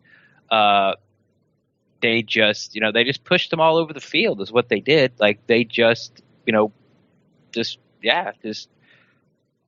slapped him in the face and then kept slapping him in the face. They just out physicaled the Buccaneers front seven, and that's why they were so mad. Fair enough. All right, he goes on to say, he says he does think the team gets a W against the Bills this weekend, and hopefully they can string together a few more to have a fighting chance to the playoffs later in the season. Go Bucs. Chris, sent from my iPhone. Cool. Yeah, I think, I don't know. It seems like last year when all hope was lost, that's when they went on that 5-game winning streak. Yeah. So maybe I should feel like all hope is lost. If they could stop Adrian Peterson, they're going to have a real tough time stopping, LaShawn McCoy, because their offensive line is built to run block. That's what they do. They run the ball. They rarely throw the ball. They don't get a lot of yards in offense. They don't get a lot of passing yards, but they do run the ball. And, McCoy can go off and have a 220-yard, 3-touchdown game almost every week. He does it a couple times a year, and this could be one of the times they do it, because even though the Cardinals' offensive line was struggling, they did get their whole left side back. Like, they got their left tackle back, who'd been out since game 1. They got their left guard back, who hadn't played at all. And they replaced their right guard with somebody else. The center and the left tackle, who had been struggling, had his ups and downs, played a little better. But if you look, most of the runs for Peterson were on the left side of the center. They're trying out their fancy new toy, and by that I mean the left side of the line. Now, these guys haven't played together for the whole entire season, and they did that to our front seven. Now, when you get, the Buffalo Bills, who their offensive line is built, as a run grading offensive line, it could get ugly. So Do I think they get a win? They could, but which defense shows up? Does the defense show up that played against Chicago, the Chicago Bears or the Giants? Or does, the road defense? There we go. Home defense or road defense? Even the defense they gave up a lot of yards against New England, but it was still a pretty good defensive game. 3 sacks, couple of turnovers. So who shows up, the home defense or the road defense? Yeah, I'm in that spot. I don't even know how to begin to feel about this game, and it's for right. that. Because we don't know what to expect out of this team right now. I mean, Jameis is hurt. Marked it down as a W. Yeah. Oh, yeah. We all did, and a lot of us marked down this Bills game as a W. I know we did. That's what I mean. Yeah. That's what I'm talking about. Yeah. Yeah, and I mean, let's face it, guys. Jameis is hurt, and I got to be honest with you guys. If you think Jameis is going to go out there and play this weekend, I think you're fooling yourselves. I don't think there's a way in hell that Jameis is going to feel good enough with the shoulder injury that he has. I've been looking at what an AC joint sprain is, and like what the results of that are. This is not a turnaround in your back the next week. I'd be shocked if he was back in. Shocked. So Jameis is shocked. I'm telling you, I think Jameis is most likely out. If I had to put money on it, I'm telling you I think he's out. I think he misses the first game of his career at any level this weekend. He could be back the following weekend, that'd be fine, but I think Jameis is going to be out. I think and with that, who knows what the hell else is going to happen? As you said, is it going to be the home defense or the road defense? Who's going to show up on the road in Buffalo? I don't know. I mean, take a drink, spin the wheel. Let's see what comes down. I hope they win. I'm a Bucs fan. I want to see the Bucs win. I hope they win. I really do. And I think they could. That's the thing that's most frustrating, Ren. I think that's the thing that's most frustrating for most Bucs fans. They should win. I'll say it that way. They should win this game. The talent that they have on this roster, they should be able to win this game. Yeah, agreed. And that's the part that pisses us all off is the fact that they're not going. Oh my God, what are you doing? We just don't know what to expect week from week. Yeah. There's no identity on offense and there's no identity on defense. It's like you said, spin the wheel. It's like, okay. We're going to give up 300 yards passing but keep a low score. Throw that in the hat. Mm-hmm. We're going to give up 400 yards passing and get blown out. Throw that in the hat. We're going to, we're going to allow 70% passing completion. Throw that in the hat. We're going to stuff the run for only 50 yards per game. Okay, throw that in the hat. We're going to give up 125 yards to the worst team, running average per game. Arizona was only getting 50 yards per game. They were 32nd in the run game offensively. Throw that in the hat. Mix it all up and pull it out. Any of those defenses could show up, and you could do the same thing for offense. Mm-hmm. So that's also adding to the frustrations. We even now through 5 games, we have no idea what we're going to get from week to week. We have no idea what kind of team we have. Still don't. Agreed. All right, let's move on. We have another email. This one is from Trevor. I think this might be Trevor. This is not Trevor Sickma. This is another Trevor. I think this might be his first email into the show. So welcome, Trevor. It has a very interesting question, Ren. Very, very interesting question. Here's what he says. Right. He says, Brent and Ren, great podcast. I've caught each one, including the Instant Cast, Training Camp Diaries, and Talking Knox since May this year. He says, I like Cutter. Yeah, thank you. Absolutely. He says, I like Cutter as an offensive coordinator and Cutter as a head coach. However, he's not sure that he can do both at the same time. For example, I think some of his head coaching duties are keeping him away from game planning as effectively as he did when he was just the offensive coordinator. The offense over the past 21 games since he's been doing both roles has been some of the most inconsistent offenses he's ever led. We were just talking about that. I can't help but think the abridged time he has to work with on the offense during the week is a contributing factor. That's the head coach sabotaging the offensive coordinator. Thoughts? He is the offensive coordinator. Do what? He is the offensive coordinator. He is or is not? He is. Dirk Cutter is the offensive coordinator. Todd Monken has the title, but the guy who calls the play is the offensive coordinator. I mean, Munkin's in and helps the game planning, all that stuff, but Dirk Cutter's the offensive coordinator. He's head coach / offensive coordinator. Mm-hmm. There's no way around it. But anyway, this seems to be a popular narrative going around.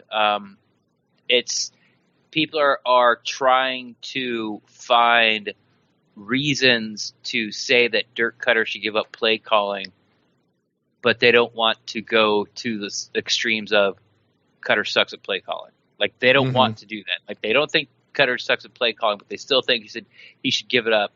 Okay, how do I express this? Like, what's a scenario or a narrative I can put out there that makes sense to people that would get on my side for Dirk Cutter to give up play calling? And this seems to be the one that everyone's doing. Mm-hmm. You know, lots of coaches do it.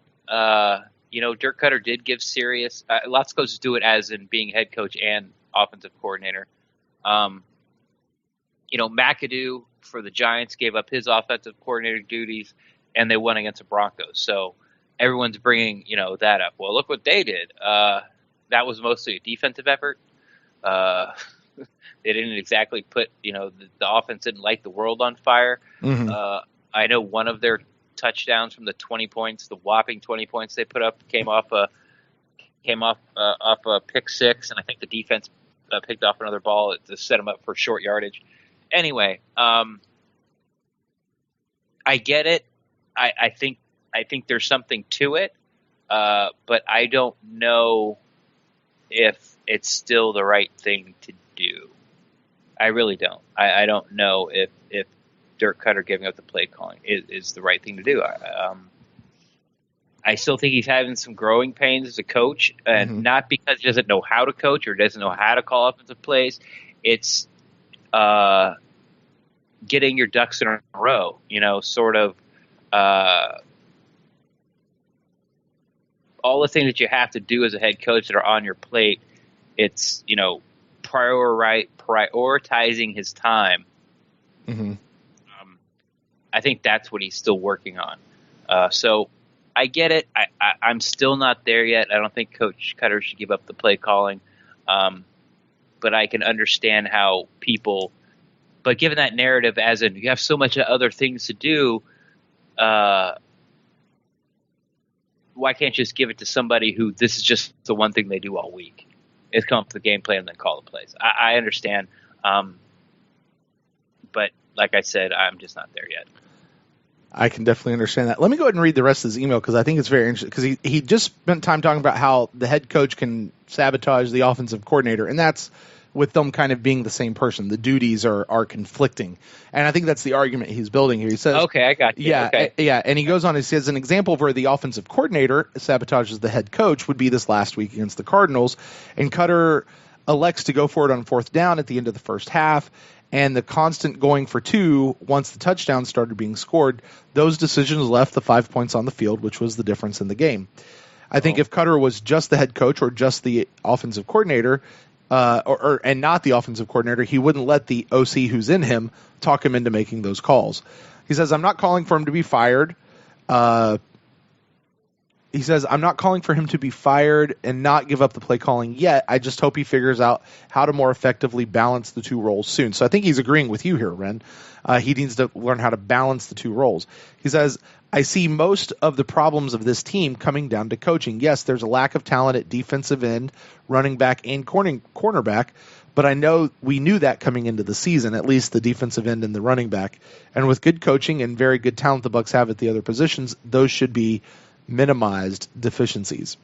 Curious as to your thoughts. Keep up with great work on the podcast. This is from Trevor over in Orlando. Thanks, Trevor. I don't think that the deficiencies running back, defensive end, and cornerback were prevalent, or we didn't know. Like I think everyone thought those were shored up, so to speak. Mm-hmm. Vernon was going to play more aggressive. He looked great in OTAs and training camp and in the preseason games. Mm-hmm. You could maybe say we still felt a little thin at the defensive end spot. But that was because Jaquez, he was supposed to be coming back. That's right. He was supposed to be coming back, and he got hurt right at the beginning of OTAs. Right. We were supposed to see him all through training camp, all Right. through OTAs, and then we would have felt a little bit better. Noah Spence comes coming back. He's learning all these new pass moves from Simeon Rice, like Barbaderas. He's going to get 16 sacks. And then at the running back position, and then you even had Will Golston, who got this big new contract, who had all these incentives for becoming a better pass rusher. Right. So you're like, lay the money out in front of him. He's going to go for it. Like, yeah, and we're getting Doug back, who is still he's still a top 10 running back. It's hard to argue with the game they just had. Like I said, the playbook went out the window halfway through the first quarter. And if you didn't like Doug, you were probably a fan at least, or satisfied with Jacquizz Rodgers at the time. And they did draft a running back. They drafted Jeremy McNichols, who was supposed to be this great at pass pro, and he could catch the ball in the backfield, but eventually, obviously, he couldn't pick up the playbook. Now, the leaving 5 points on the field, I still think those were the right decisions to make. The defense has not stopped Arizona yet. You got to put points on the board. You got to put as many points on the board as you can. If you make that touchdown and then you get the ball out of the second half and you come down and kick a field goal, now the score is 10. You're only down 2 scores. It's like 10-24. You get that touchdown and then get another touchdown. Then you're only down 10 points. And Arizona hadn't even touched the ball yet. So, and like I said, the defense has not shown any. They haven't stopped Arizona yet. Every time they touched the ball, they scored. And then they came out in the second half and they touched the ball and they went and got another touchdown. Now, as far as going for 2, the first time they scored, Tampa finally scored. The score was 31-6, and that's when they got their touchdown. Now, if you go for 2 points, you're gonna have to score at least 4 touchdowns to catch up. If you go for 2 and you make them every time, now the score is 33 or 31-31. That's why he went for 2.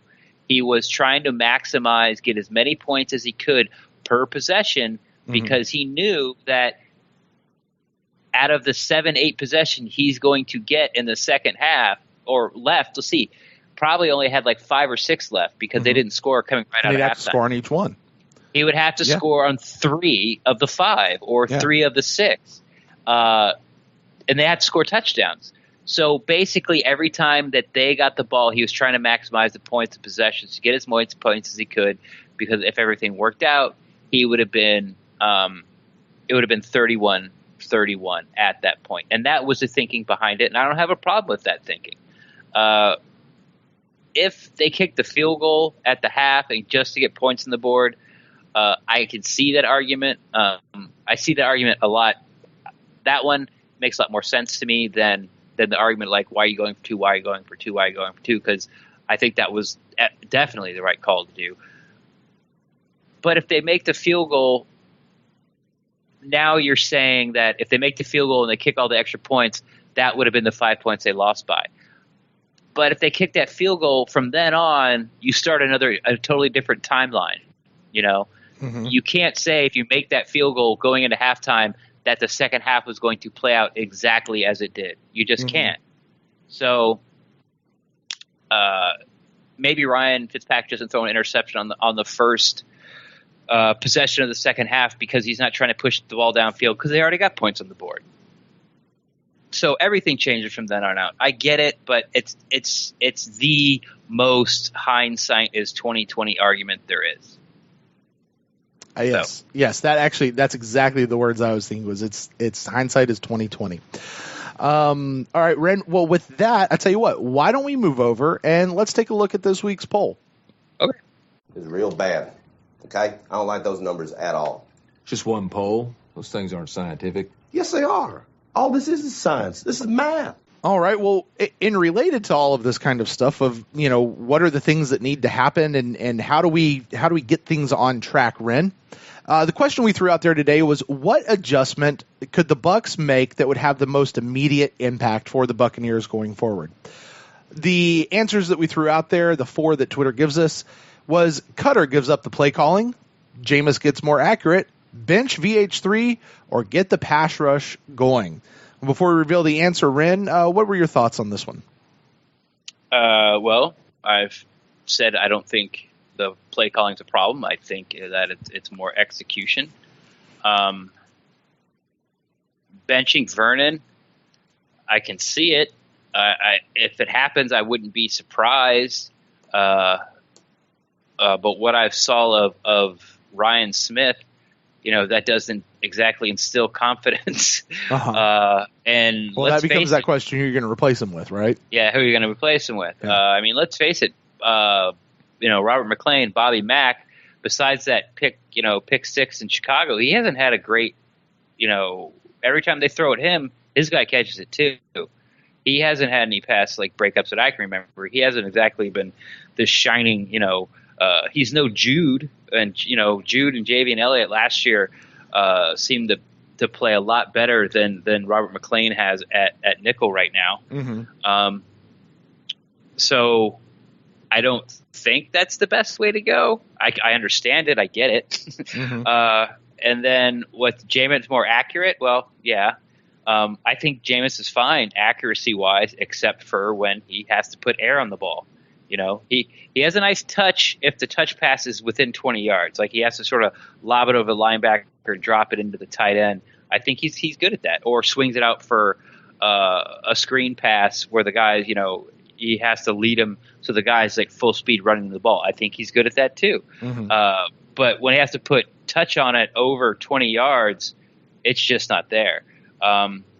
So like I said earlier in the pod, I think they should just quit doing it as much. Just, let Jameis do what he does well, which is throw the ball in a straight line, without any touch from 25 yards and in. Just do that. And then, if you get those one-on-one at the outside, take your shot, but don't take it.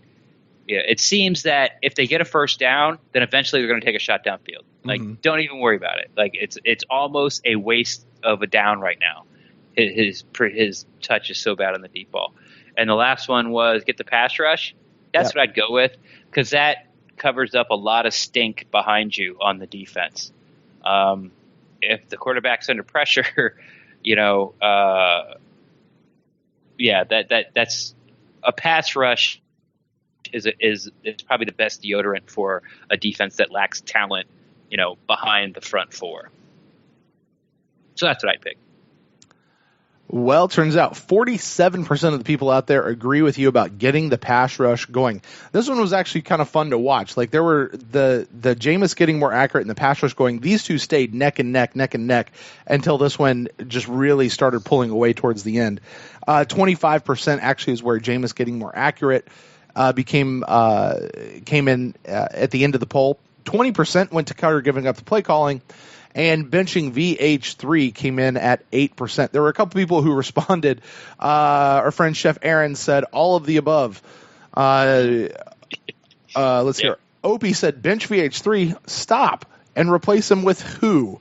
McClain? He said maybe, but you're not going to replace him with Ryan Smith. Sheesh. Our friend Nick Citro said whoever voted for benching VH3 should be shot. Wow. Tell us how you really feel there, Nick. Let's see here. Carter says Winston needs to get better at being the quarterback.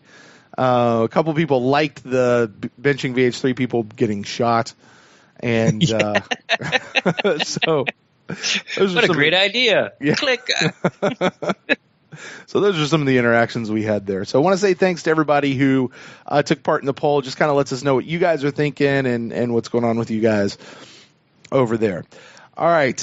We got one more email that came in, Ren, and I'm going to do my best because it kind of came in a little on Translate, Google Translate, which isn't amazing yet. I think it was a voicemail actually that came in, but I'll do my best. This is from our good friend, Chef Aaron, who says, hey, Brent and Ren, sorry that I missed the instant cast. He was out with some friends and got a little intoxicated and didn't think he'd be able to keep the PG-13 rating down coming off of that game. That would have been pretty entertaining. It would have been. Listen to Chef lose it on the air. He says, He says, let's see here. He said the whole team just played like absolute garbage. He says, I'm at that point where I'm not giving up my fandom of the team, but I am done believing the hype. It seems like, let's hear.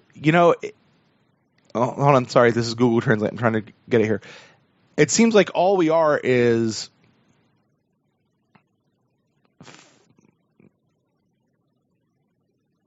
I can't make sense of that. He says it's like the team cannot find consistency on communication, and you know what? It's time. He says things he's got going around in his head about this game. There's a couple expletives in there. He says it was a piss poor game on all fronts, and I'm not calling for Dirk Cutter's head. I think he's talking about to give play calling away because he thinks he's too overwhelmed with both jobs. And I think Chef might have still been at least a little bit intoxicated when he sent this in, or Google is just that bad. You know what, though? I want to go back. That's the rest of the email. We've talked a lot about all this already, but I want to go back to, are you done believing the hype? I think that's an interesting question. There's a lot of hype surrounding this team coming into the season.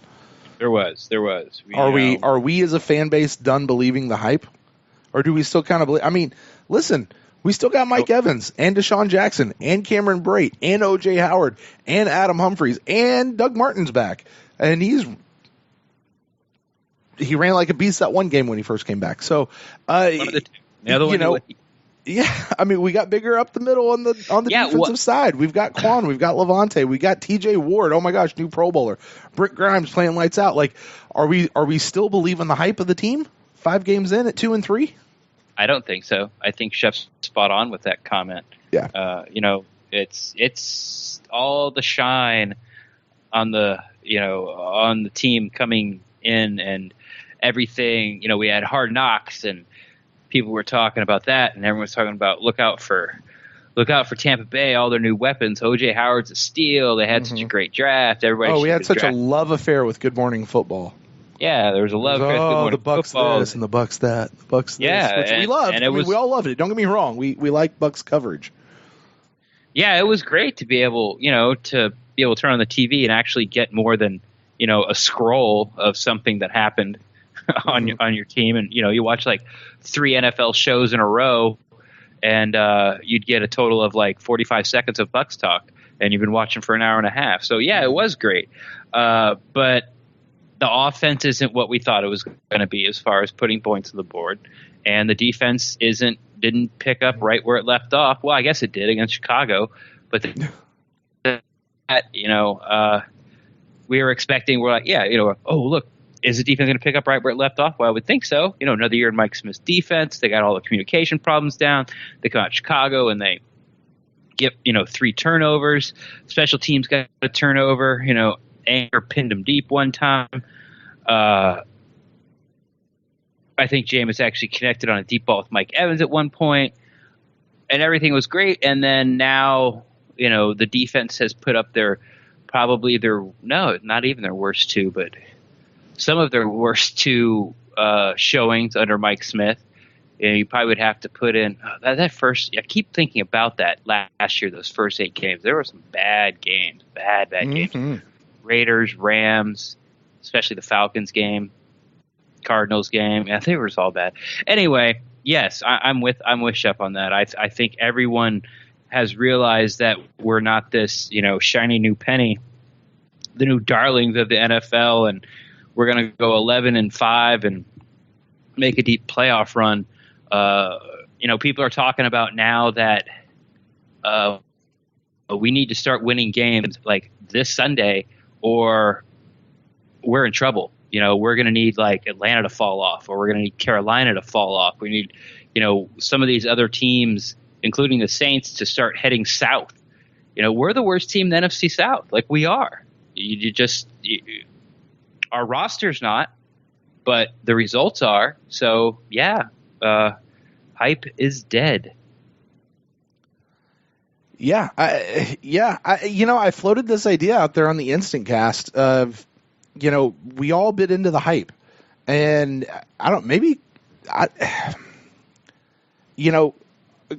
Coach Cutter was telling us, he's like, guys, you're way too early. You're way too early to believe that. And we're way too early to start talking about all this stuff. Like, we've got to see how the season unfolds. So, and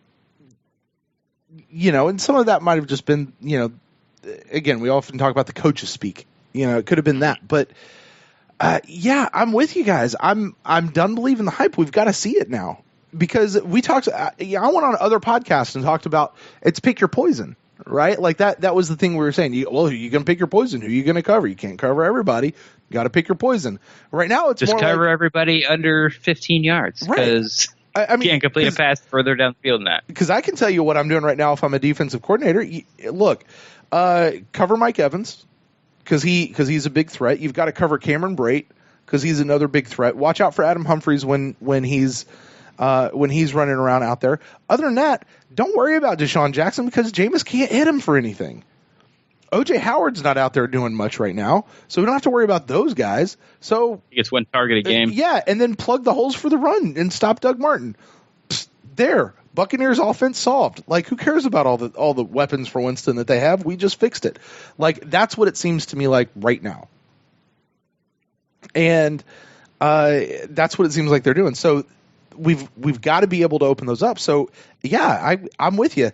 It's the shine is rubbed off, right? And we got to go back and see the proof of being in the pudding. Yeah, and Ren, you and I even started talking about this towards the end of the preseason. Of potential is one thing. We've got to actually see this on paper. We've seen it on paper. We've got to start seeing it on the field. We've got to see it translate on the field. And, unfortunately, it's just not – the quality and caliber of what we have has not been translating to the field. And that's the big piece that, I'm with Chef on it. I'm with you on it. Those are the pieces that, I don't know, the shine is gone. The hype is gone. And it's going to take some wallopings that we're gonna have to put a hurting on some of these teams before we've got to go out and prove it. It's not about hype anymore. You got to go prove it.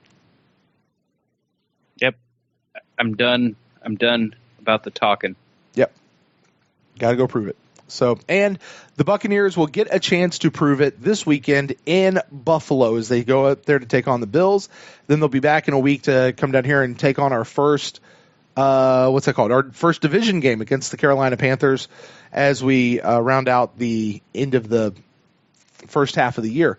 So should be interesting to see where we go from here, Ren. Should be real interesting. And I got to tell you, I wouldn't mind them getting on that winning streak now.